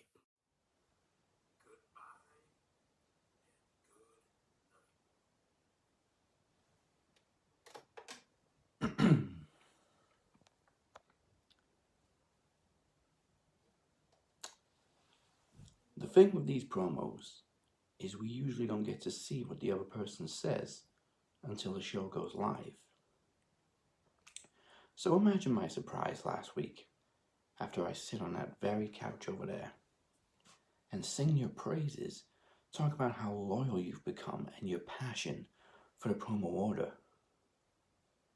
Imagine my surprise when you come out and accuse me of being corrupted and have the audacity to compare my brothers to that selfish piece of shit we kicked to the curb last year. And I actually thought you called me out to a promo exhibition out of respect. Turns out you just wanted to shoot and then ride off into the sunset. And it all goes back to promo series. Really? We're still hung up on the fact that Moses became the promo champion 4 months ago? Look, I get it. Everybody loves the Demoness. I do too, and she knows it. She's the longest reigning promo champion and has 5 defenses to her name. Both of those records will probably never be broken. What more do you want? Bottom line is, I didn't hand Moses a damn thing. Ooh, looky here. They were tied on Facebook votes. And Moses won the Twitter vote. And she was taking time off. If she wasn't going anywhere, they probably would have done it one more time, but I'm sure everybody would have had a problem with that because Moses had plenty of title shots last year. Title shots which he earned, by the way, through tournaments, by the way, 2 of which you were a judge for, by the way. Nobody had a problem when I stripped Phoenix of the Knowledge title on the same damn show because he didn't make it. You know what he did? He showed up 2 days later and tried to win it back. If the Demoness didn't have a problem with Moses taking the title, why does everybody else? And as for Travis, he was absolutely right. There was bias against him all year long last year. So it seems to me there's unfinished business. And you say that was your last promo? But you opened the gateway. So here's what I'm proposing. Reconsider.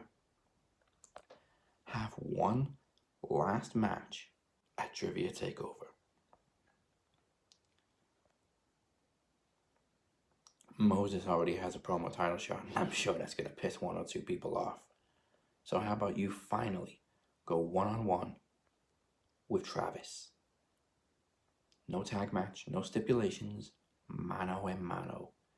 So you can finally settle your differences. Now, here's how it's really done. Goodbye, and good night.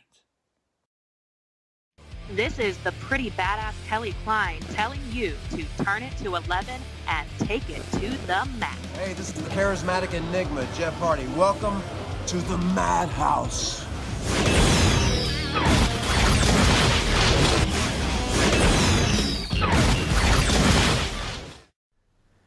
And now for the Wednesday Night Warzone, we kicked off AEW with Kenny by God Omega defeating Matt Sydal. I actually kind of love that.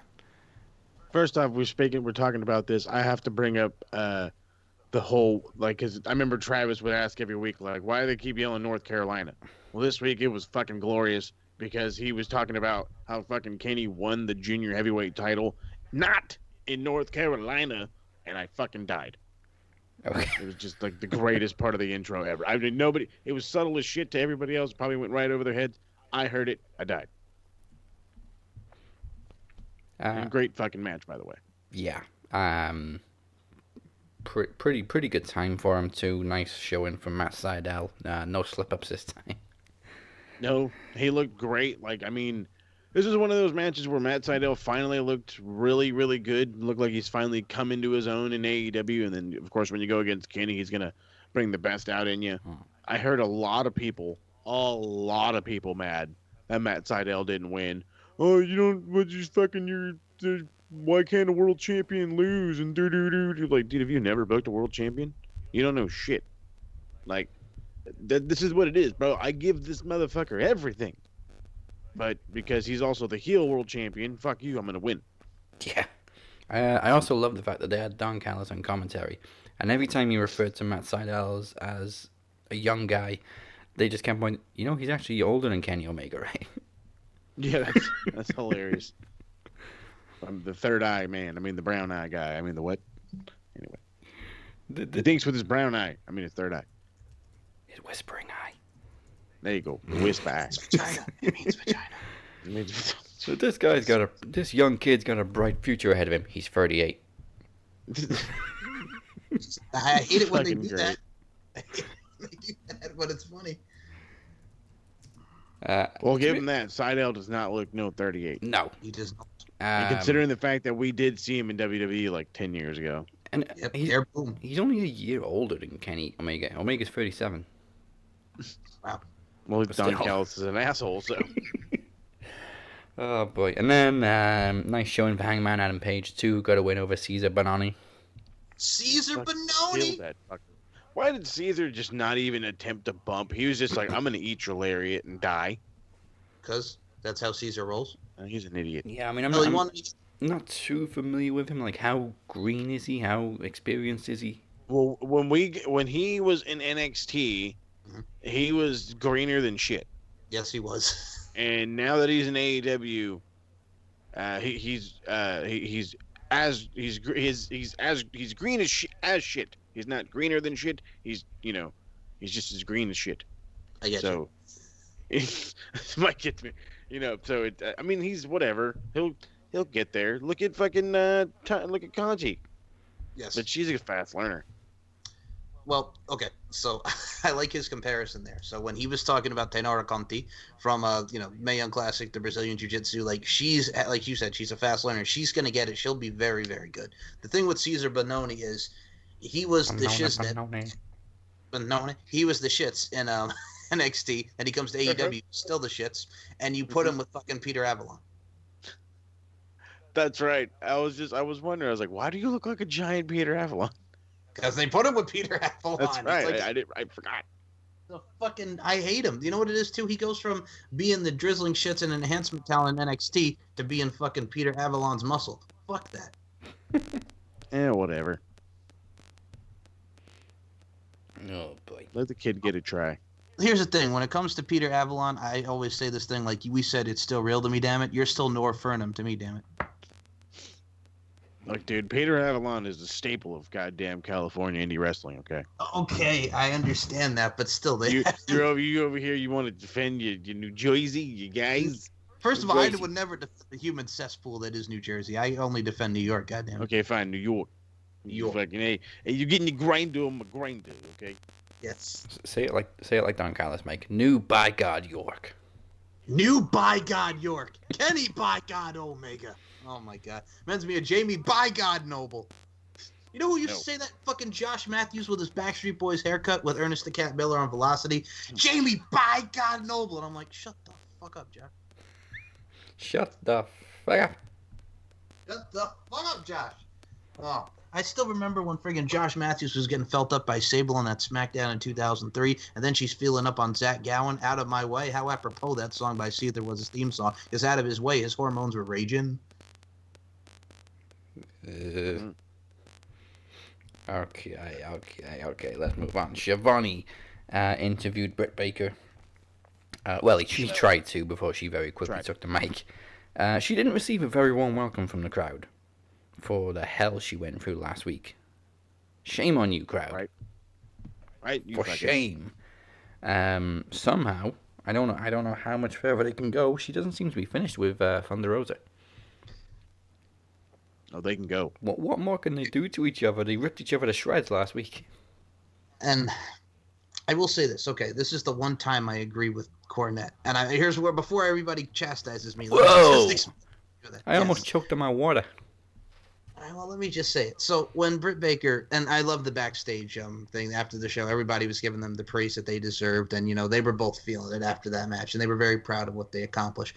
But when Britt Baker's like, it's the reason why I do this. I was hoping Meltzer gives me 5 stars. And I'm like, all right, you kind of ruined it for me a little bit there, Like, really? Like, what you're worrying about is if Meltzer gives you a 5-star rating, are you fucking serious? That's the only thing that kind of put down play on it. Everybody knows the highest you're going to get is 4.7 unless you're in the Tokyo Dome.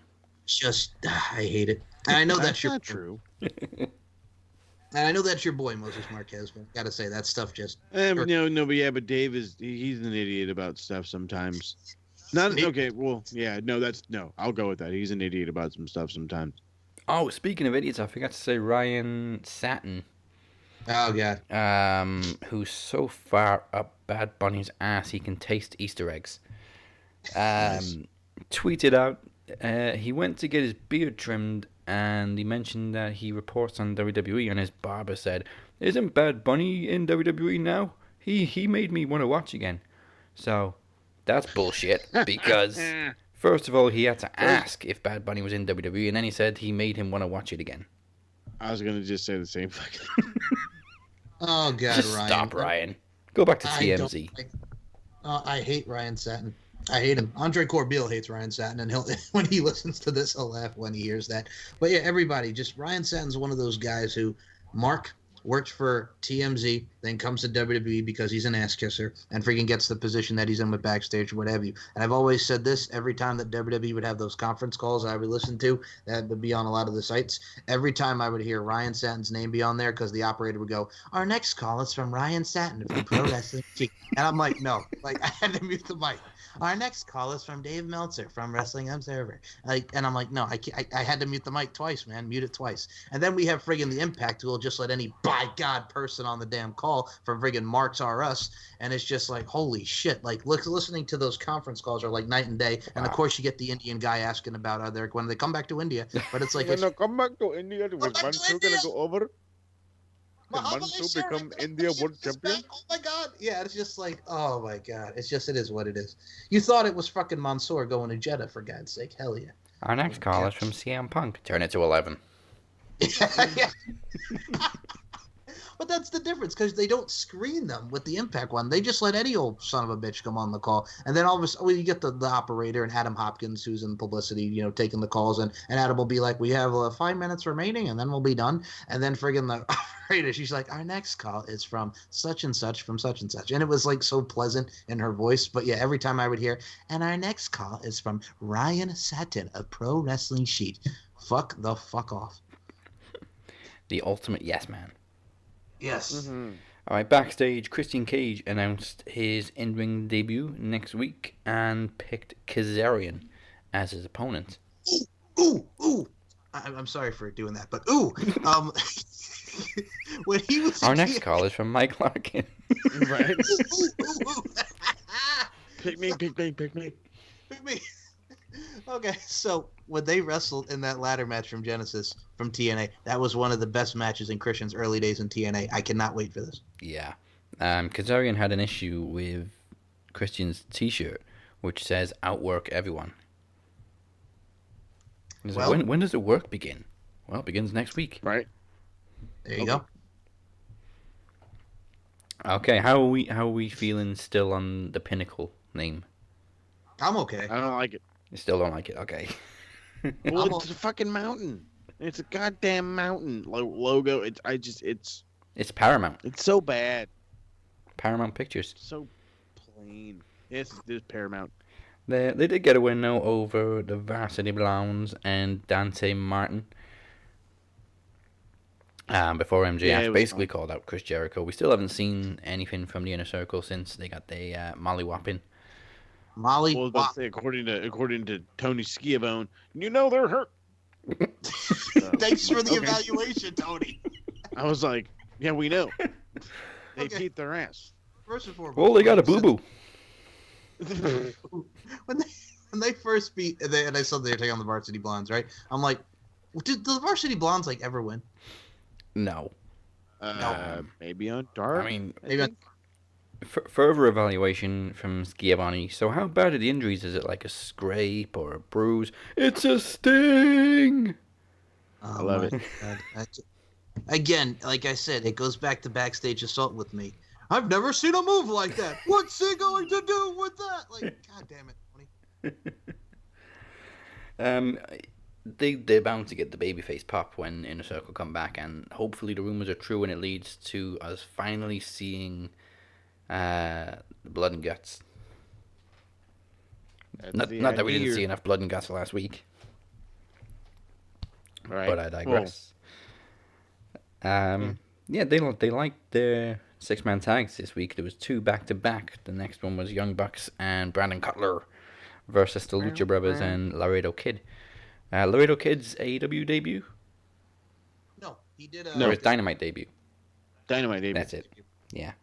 Not everybody watches Dark, alright? I don't think he was on Dark.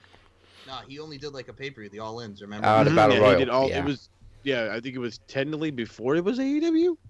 Yeah. Right. We don't really count Battle Royals. Anybody can come to a Battle Royal. I was about to say, Jinx, you owe me a soda, Moses Marquez. We said that at the same time, you son of a bitch. Attaboy.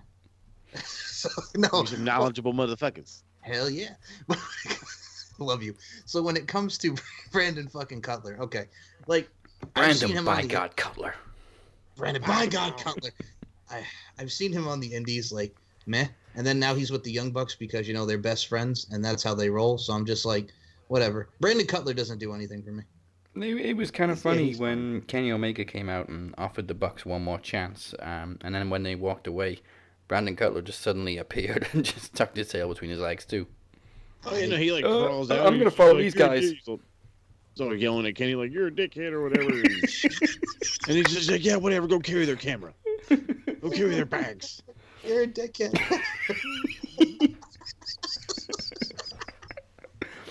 Just great. You ruined Wednesday for us. You're welcome. You ruined Wednesday. I was laughing that hard. The hydraulics on my chair just went down, and I dipped. You dipped. You dipped. Dazzy with the dip. So now I'm looking up at the mic. Nice. Nice. Okay, now, of course, Cody and Brandy are getting a reality series. The Oh. Smarks are gonna love this. First off, my wife was like, "Did you hear that Brady?" But she knew before I did. Don't watch the show. Why? You want to know why? Because Why? they're supposed to be the new Ms. and Mrs. Yeah. Oh, be quiet. All right, here's the thing. Be quiet with that. Because when you watch The Miz and Mrs., Mike the Miz Mazan is a likable son of a bitch for putting up with what Maurice. Absolutely.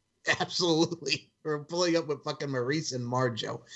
But again, like Cody and Brandy, whatever. Like, what the fuck ever. Where are we just going to have things It with better be Farrah? just Cody acting a fucking fool. Yeah, I just, I don't care. What's the name of the reality show again? Roads to. Oh, yeah, it's like leading something. to roads or something like that. Open roads. Open roads would have been better. Yeah, what the hell? It's like roads into something. Hold on, I'm going to look this up because this is going to. I was too busy writing down in my notes. On the roads again? Of course. Okay, here it is. So, skibidi boo boo ba. Roads to the Top. That's it. That sounds really stupid. Okay. Well, here's, you also got to understand too now with this professional wrestling nowadays, and we've discussed this, but I'd like to reiterate this point. When it comes to like Roads to the Top and Miz and Mrs. and Total Divas and Total Bellas, this is how a lot of guys and gals like get into wrestling. More girls because reality television, because they don't watch wrestling as a pure like we did. Some of them just watch reality television. Bada bing, bada boom. I want to do this. Yeah, sure. I'm just saying it does happen. You know what I'm saying? Because not a lot of people watch wrestling, and then they know that they're on this reality show, and hey, let me go watch wrestling. Hey, over here. Hey, over there. You know what I'm saying? Well, who's on first? What's on second, third base? That's not how it worked for the Bellas, because it's just, oh look, the Bellas are on TV doing a reality thing. I know you can't wait for this. Sure. I know you That's can't wait. hilarious. It's the new Kardashians. Oh yeah, just as Oh, talented. wow.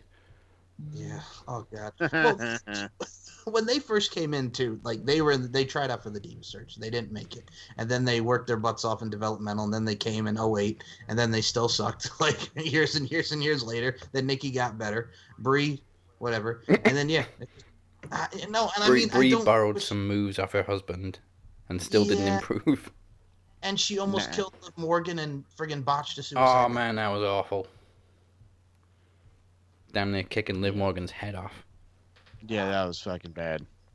Like I said, man, like, just, I understand why the Bellas are going in, but I don't like it. And again, Paige and Emma. Mm-hmm. All right. Tay Conti got a win over Nyla Rose. Good yeah, stuff. buddy. Nice. And then, oh man. So after the match, Nyla attacks Tay. Shida attacks Nyla. Bunny attacks Shida. And Big Money Matt looks on as Nyla and Bunny assault both women. I was just so confused by this segment. Like, okay, so we've got...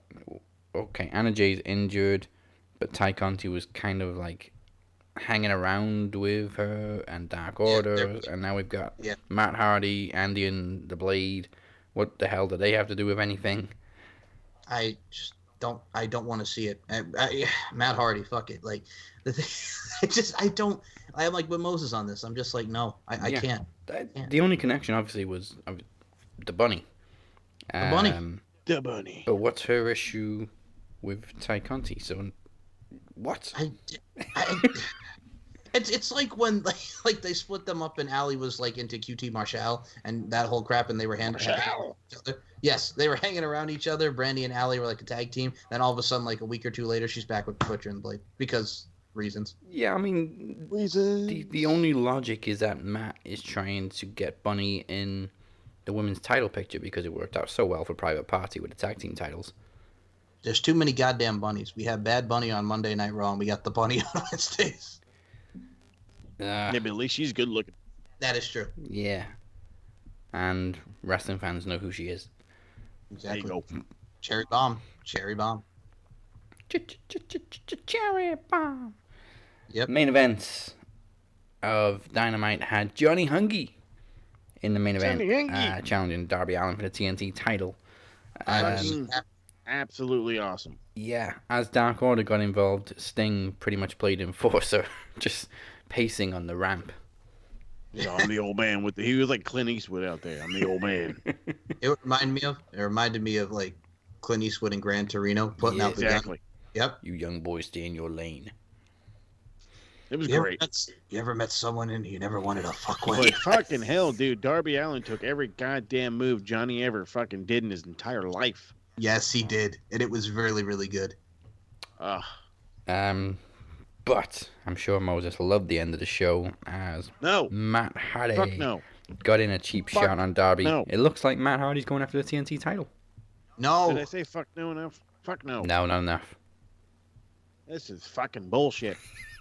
I cannot stand that. The fucking bullshit. I can't stand this. This is ridiculous. Why? Why in the love of God, of all fucking geeks, you pick Matt dumb shit Hardy to go after Darby Allin? Matt by God Hardy. Matt by God No, Hardy. not by God. He's Matt jackass Hardy. Well, I mean, you get to have the veteran put over the younger talent. Hopefully. What if this fucking geek wins? Yeah. And that's the shits. That's what that is. That's the jizzling shits. That's men and women crying. You know what it is? Prince, God rest his soul. This is what it sounds like when Dubs cry. This is what it sounds like when Matt Hardy wins. Crying. Yep. Yes. All right. Don't hate on that Prince thing. You know you love that with your wow wow wow. Hey, just recognize. Prince is iconic. Yes, he is. The greatest romance that's ever been sold, and it's not Matt Hardy. Yeah. So absolutely. We're gonna party like it's 1999 on NXT. Hold up, it is. Will Smith, Y2K. I'm sorry, Millennium. Go ahead. My fault. So something kind of pissed me off. Dakota Kai and Raquel got the win over Io and Zoe Stark before Raquel slammed Io for the announce table. But WWE NXT Twitter account played a gif of their double team move, and it was like, this is why they were the first ever NXT Women's Tag Team Champions. Oh no. Yeah, but then you fucked them over an hour later. Oh an no. Hour. That tweet would have meant so much more if they held them for a little bit longer. That was a big no-no on the NXT Twitter account. I saw that. That's a big no-no. Oh no, that's a big no. Who's saying all this, Jagland? What is wrong with him? Like, you're gonna make a big deal out of them being the NXT Women's Tag Team Champions, but you screwed them over. They did. They fucked them royally. You know what they did? It's like friggin' Seth Rogen and the 40-year-old virgin. Fucked them right in the ass with a colonic. And I love Ember and Shotzi, but damn, 1 hour title reign for Dakota and Raquel, really? Hey, we gave her the title. We can say we at least gave her a title. Yeah, no, fuck that. That doesn't count. I know. Unless the big plan is you have Raquel beat Io for the title, and Raquel, yes, and then Dakota is gonna turn on her, and then eventually they have a nice feud, and then Dakota finally beats her for the title, and there's gonna be some jealousy up in there. Hope so. Yes. I mean, not because I'm not enjoying a partnership, but you can see the tension that Raquel is getting pushed over Dakota, even though Dakota's been putting in all this work. I'm gonna say it, man. There's something about Raquel Gonzalez that I gotta say, woo! You know what I'm saying? That's a badass chick. You know what I'm saying? Gravitating towards it, Texas. Mm-hmm. I ain't hating. I'm not hating, man. I'm just saying, appreciating, not hating, appreciating. There you go, Dazzy Dangerously. That's what life. That's should going be on about. a T-shirt. Fuck yes, it is. Roddy Strong tried to side with Kyle over Adam Cole's like, oh, we gotta go and kick this guy's ass. But Kyle's like, yeah, there's no more us. The delivery. We gotta kick this guy's. I'm sorry, but that just made me laugh. I'm like, bro, like he said you're dead to him. We gotta kick this guy's ass. Like, Roddy, like we're broken up. What are you doing? That should be the tagline for a takeover. We gotta kick this guy's ass. We gotta kick this guy. And you know what it is too? It shows that Roddy's holding out hope. You know, we want the band to get back together. He's kind of piggy in the middle. Yeah. Because nobody's got an issue with him. It's just Undisputed Era exploded around him. Yes. He is literally right in the middle. Smack dab in the middle. Squeeze in the middle. Smack dab in the middle. You know what I'm saying? Not Malcolm in the middle. But he's right in the middle. As for Bobby Fish, he's not even there. Because he's injured again. Oh, I have another reference for you. The middle. Jimmy Eat World. Yes, great song. Mm-hmm. That's what That's Roger Strong. He's Jimmy Eat World. Well, we'll get to more of Roddy and Kyle and Adam Cole in just a little bit. But LA Knight versus Bronson Reed didn't exactly go the way LA Knight planned. Sorry, LA Knight. I don't care. That's all I can say. He's not off to a great start, is he? No. I mean, when you're feuding, and I like Bronson Reed, I think he's very agile, the thick boy, if you will, from Australia. But god dang, man, like we've talked about the fact that he hasn't been around in a while. He's coming back into this feud, which has nothing to add elements to. I know this is LA Knight's first feud, but I don't see it. Every time I like both men as athletes, but I gotta say, man, I'm very disinterested, and I'm kind of like fading away from this, and I just want to see something else. I'm like, can he move on to something else? Can he go for the North American title? I don't want to see him and Bronson Reed. I can't get into it, Des. Yeah, it's bad. And also, Bronson Reed got the win. So LA Knight's second match in NXT. The first one he almost lost through distraction, and the second one he just get blopped by Bronson Reed. You know what it reminds me of? So when Mike Kanellis, and I know I got to use this reference because I'm burning up in your love. The fact that he friggin' comes in, beats Sami Zayn on like a SmackDown, and then friggin' Sami Zayn beats him on the pay-per-view, and Mike Kanellis' second match, he loses the goddamn match, and then he just is, his wife's whipping boy. But I'm just like, god dang, man, like you got burning up with your love. I'm getting that 80s vibes, and I'm loving it. God dang, man. Yeah, man, that's what I'm saying. God dang, you got a problem with the god dang lawyer. You son of a bitch. No, I don't have a problem. What the hell? Where the hell are we getting the Mike Kanellis? Oh, I was saying because LA Knight lost the second match, and when Mike Kanellis was in there, he lost the second match to Sami Zayn. Well, I knew this was going to happen with LA Knight, so geek. And if anybody expected any different, dummy. Yeah. This was the plan. This guy is not anybody. They brought him in because he signed a contract. He got a nice little debut. They know all he is a fucking talker. Did you really think he was going to lose to a big giant guy? No. I mean, win? No, he wasn't going to win. Yeah. Not going to happen. And he's a former Impact guy. We know how WWE loved to bury him. Well, technically speaking, he was in their developmental system in like 2011, 2012, but who's counting? Well, yeah, but he made a name for himself in Impact. I know. Honestly, the only one really that's been successful as an AEW, as an Impact turnover is AJ Styles, and that's because you can't bury AJ Styles. Well, they tried to. And Chris Jericho was like, no, Vince, he's a fucking star. He's not losing to Ryback at WrestleMania. Oh, jeez. I thought it was a good idea. Stupid. Yeah, they wanted me to squash AJ at WrestleMania. I'm dumb as fuck. Like that guy is just all right. You could push this positivity bullshit on me, bro, and the fact that you got your vitamins and you're big, and all of a sudden you eat all these Rice Krispie treats and you think you're so tough and shit. Like, bro, go fuck yourself. Because when you were on fucking Tough Enough, you didn't do diddly squat except for the fact that you can eat like a motherfucker, and then you friggin' come back and Skip Sheffield. Yep. What it do? And do diddly squat for me, and you're being mentored by the great. And then friggin' just fucking that dude sucks. I do not like Ryan Reeves. That's a problem. You know what I'm saying? Like he thinks he's a somebody when you're nobody. I'm like, dude, like you had the thing with Punk, then you got injured, then you came back and did diddly squat. Yes, you had a feud with Cena, but you did diddly squat after that. He did nothing. Like really, there's something just about that dude that he thinks he's something that he's really not. It's like it's that inferiority complex. Yeah. Never. Yeah. I never liked him. I liked his catchphrase, but that was it. Yeah, Feed Me More was a great catchphrase. Great on merchandise and T-shirt. But other than that, he sucked. And I still remember, because I still say this to this day, when he wrestled Jack Swagger in his debut on Raw, he almost killed him off that backdrop. Yep. What it do? Now, earlier this week, we found out that Danny Burch, Mike, is injured. So the NXT Tag Team titles have been stripped, and if that wasn't bad enough for Oney Lorcan, he then had to go on one-on-one with Karrion Kross. Poor Oni. Well, I mean, at least it was a good match of them killing each other. Yeah. Oh, agreed. But when you have a guy like Karrion Kross, Killer Kross, whatever you want to call him, and he's just those strikes, and then you got Oni who's batshit crazy, you're in for a hell of a mix. And that's what we got. Yep. I just feel bad for Birch because they have to now vacate the titles. Yeah.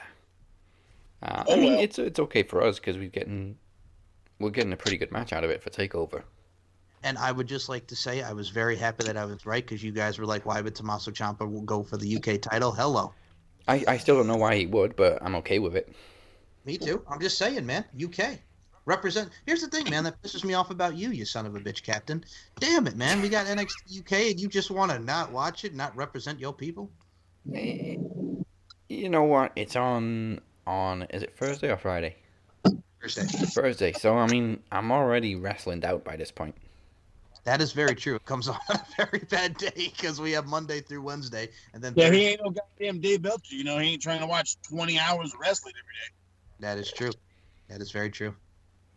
Yeah. Yeah. I'm all for it though. Imperium beat Ciampa down after he made it very, very clear he wants the NXT UK title. We have jumped forward a little bit though because Finn Balor came face to face with Karrion Kross. Absolutely zero fear. Somebody's gonna get injured. Yeah. Oh yeah. There's no doubt about it. Every time we have like an intense one-on-one for the NXT title, somebody gets injured. Balor and O'Reilly nearly killed each other. Kross got injured when he won the title last time. He was also, I don't know if it was kayfabe or if he really did hurt his arm a little bit this week, but he was really favouring his left arm. Which, is that the one he tore? Yes. Yeah. So I kind of hope it's kayfabe and he's just playing it. I hope so. Well, like you mentioned, Mike, William Regal has announced the Gauntlet Eliminator. Gauntlet. I wonder where they got that idea from. So there's 12 people. This actually is very unique. 12 people in a battle royal. The last 6 will then enter a match based on the order they're eliminated. It's very Impact booking like because, like I said, when they had the reverse battle royal, it's very convoluted. Yeah. So the final 6 it comes down to, whatever order they're eliminated in, is the order they enter a gauntlet match for the number 1 contendership to face Johnny Gargano for the North American title, which Johnny Gargano is not happy about because he's only going to get 24 hours notice. Oh yeah, and then why the fuck did Wayne Barrett try to defend him like that's a normal thing? Well, he didn't get any notice. It's like, what the fuck you? He's like, I need tape, I need time to study, and Regal's like, you want some advice? Research your bloody opponents. That was great. Tell him, Regal. Okay. Hey, look here, you dweeb. Get to studying. Get to study. Okay, so that whole thing. Well, first and foremost, here's what's funny. Like, Johnny Gargano's playing that chicken shit heel in the whole 9, but I'm like, we're not just going to act like he's not Mr. Johnny Takeover. Yeah. That's what he told me. He's like, aren't you Johnny Takeover? Mm-hmm. He is very, very funny as a chicken shit heel, though. He's great. And then the chicken shit heel is something that's very overplayed for heels, but Gargano makes it so entertaining. This should be also on a t-shirt because we were talking about a lot of t-shirt designs here, Dazzy Dangerously. I will say this: anytime that we see something that we like, or anytime that we describe and so eloquently put it as chicken shit heel in their job as a performer and applying their craft, this should be on a t-shirt. Of course, Cornette. That's it. Shit, Cornette says. Shit, Cornette says. There you go. Ember and Shotzi retained the NXT Women's Tag Team titles against Aaliyah and Mercedes because, of course. But it looks like Candice and Indy are next in line.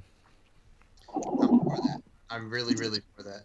Yeah, I'd be happy with another title change. Again, nothing against Ember and Shotzi, love them both, but if they're going to play hot potato with these titles, then Indy and Candice definitely deserve them. I gotta say, that's a lot of wiggling if they're gonna be doing some hot potato. So yeah, man. Well, I mean, we got a bit of time now before the next takeover after this one, so hopefully we'll finally get a long reign, unless Ember and Shotzi do retain. So Jordan Devlin, Jordan Devlin, aka Mini Balor, had a hell of a match with Kushida, and got the win despite some interference from Legado del Fantasma. But as Kushida went ape shit on Legado, leaving Devlin and Santos to square up, which then led to Shawn Michaels making a surprise appearance to make it crystal clear that they will decide the undisputed Cruiserweight title in a ladder match. Perfect way to announce it. That's right, SummerSlam 1995. This man with his SummerSlam 1995. Okay, so WrestleMania 10, SummerSlam 95. Okay, this man. I'm sorry, but you screaming that on SummerSlam 95. I'm like, I got thrown off by that, Moses. Anyway, there was another one at SummerSlam, Punk and Cena. I know, but I'm just saying, man. He was very excited about that. Friggin' SummerSlam 95, Mr. Retro Rewind over there. Let it out. You know why? About it, Because people only ever talk about the WrestleMania 10 ladder match, and Razor and Shawn's rematch very rarely gets talked about.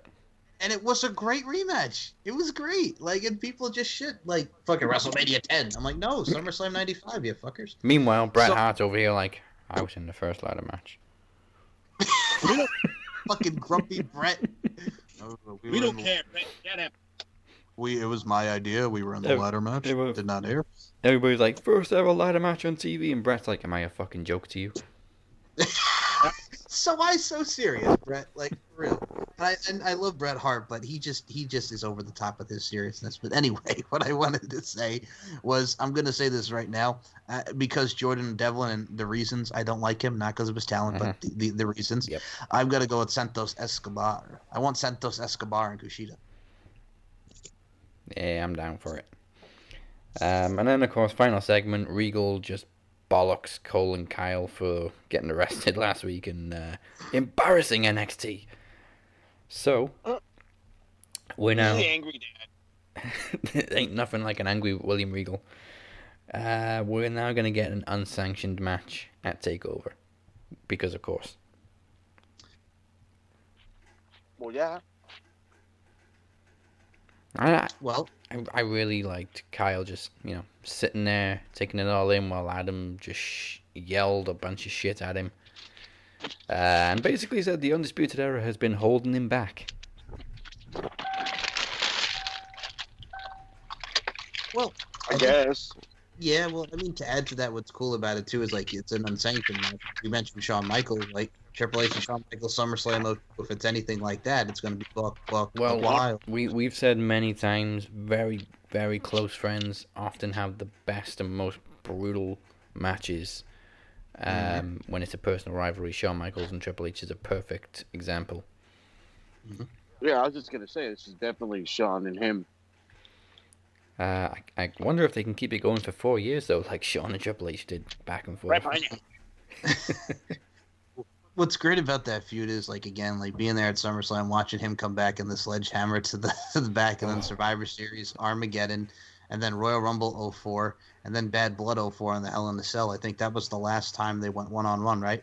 I think so. Bad Blood's where it ended, yeah, Hell in a Cell. Yeah, Bad Blood 04, yeah. Mm-hmm. Which was a better match at that Bad Blood than 03 with goddamn Kevin Nash and his Punisher haircut against Triple H with Mick Foley as the ref. Hey, we had Trapped, though, with Headstrong. Headstrong will take on anyone. You know what I'm saying? I love that song. I think the only other time... So many everything. Yes, it is. Correct. I think the only other trap song I remember that came out was around that time period. We had 2003, and we had Trust Company and Downfalls. A lot of the stuff that really played on MTV too. So fast forward 5 years later, around that time period, I remember they had that song. Who's going home with you tonight? Is it real or am I part of your collection? Have you crossed the line? Who's going home with you tonight? Do you remember that, Dazarino? No. Oh, Moses, you know that one? Yep. Hell yeah. Early 2000s though had the best theme songs. Yeah, man. Okay. Well, that was the end of NXT. It ended with Kyle and Adam Cole literally inches apart, yelling in each other's faces while they were being held back. Yelling and screaming. I'm gonna kick your ass. I'm gonna kick your ass. I'm gonna kick your ass. You're a dickhead. Oh, it was. Well, you're a dickhead. You know, Goddamn dickhead.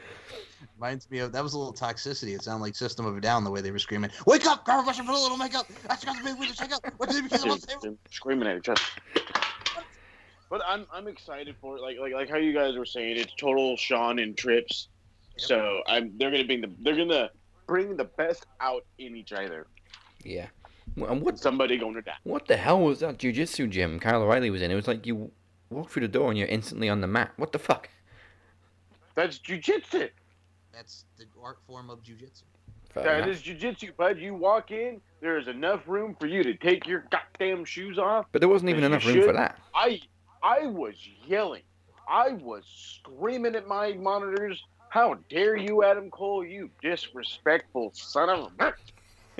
Like, you take your shoes off. What an asshole. Who wears shoes on a mat? Honestly. Yeah. What a dickhead. Alright, well, thank you everybody for tuning in. This is the Max Wrestling Podcast. Remember to like and follow Max Wrestling on Facebook. Subscribe to our YouTube channel, as well as Andre Corbeil's channel, and follow us at Max Wrestling UK on Twitter and Instagram. We're also on SoundCloud, Spotify, Apple Podcasts, Google Play, iHeartRadio, TuneIn Radio, and CastBox. Cast Bizarre!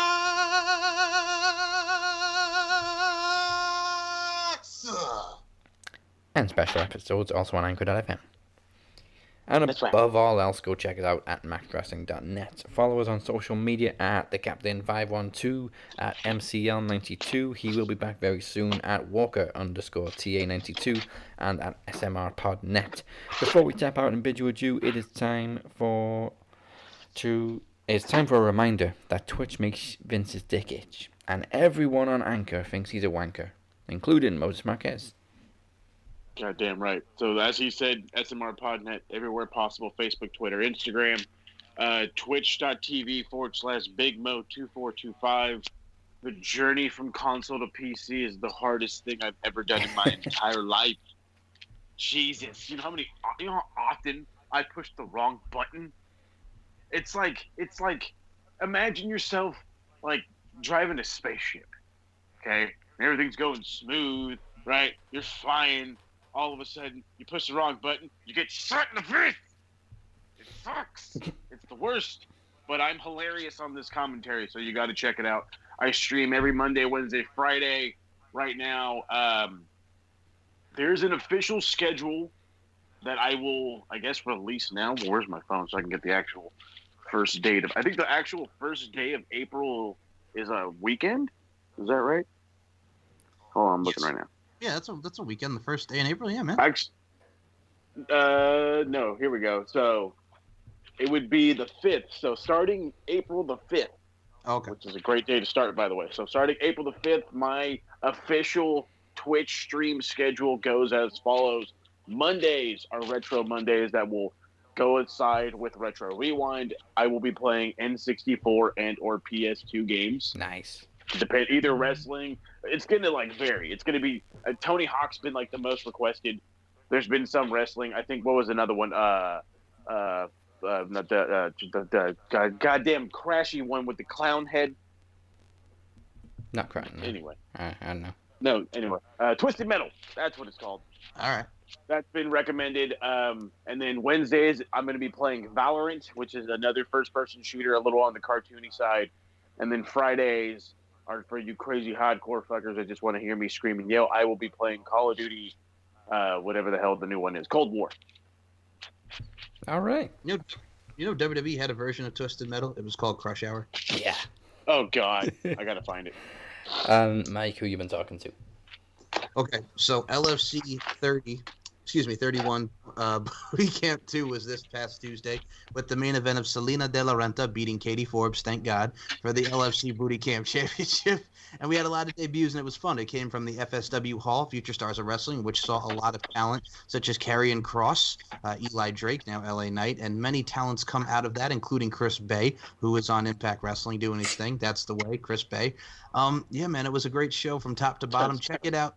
check it out on LangerFC.com and check out the official weigh-ins beforehand. It was very intense. It was very cool and very sexy at all in one. So yeah, LFC podcast. Latest episode featured LFC CEO Sean Donnelly previewing the event with me and talking about the bouts and everything that's encompassed with the upcoming LFC events that are supposed to happen in June and August, going back to Sturgis for South Dakota Motorcycle Rally, baby. And you can also check out my latest interview with Daisy Page. She's a sessions wrestler. She's a gamer. She's just a hell of a sweet person. And it was a lot of fun talking with her about that. And, of course, SM Show 1, MCL92, StephenMikeShow.com, SoundCloud.com/MCLarkin92. I have a couple things on my YouTube channel, Mike Larkin. Just type it in. And, yeah, that's pretty much where you can find me. And also you can find me on the Max Wrestling Podcast with my brethren, the Max Wrestling Four Horsemen, Dazzy Dangerously, Mike Larkin, Travis the Walker Anderson, Moses Marquez, and Daz and I just did a net picks, which will be going out as well very soon. We got mad. We're got to get mad in our part 2, and we do that, talk about originals and remakes, because there's a whole lot of shiz in it, Daz. Dig it. Dig it. And join us next week for the last stop before Promo Mania. I just remembered, before they changed the date for WrestleMania, this would have been Promo Mania this week. Yes, it would have been. Oh, shit. But next week just happens to be screwed. episode 316. Yeah. What? I can already hear the glass smash. But, yeah, Mike, you bastard. But we're going to leave you this week with another promo. The Cinematic Showdown is about more than the promo in the World Championships. It's the first ever competitive bout of any kind between myself and the Phoenix, and we started this journey 6 years ago this week. So I just have a few last words for him. So on that note, that's the bottom line. Goodbye, mwah, and good night. Bang! Billy Mount Bastards, watch Promo Mania. What? That's right, Promo Mania. I'm coming for the Iron Bank and your crown, Moni Liz. Space Mountain, big money.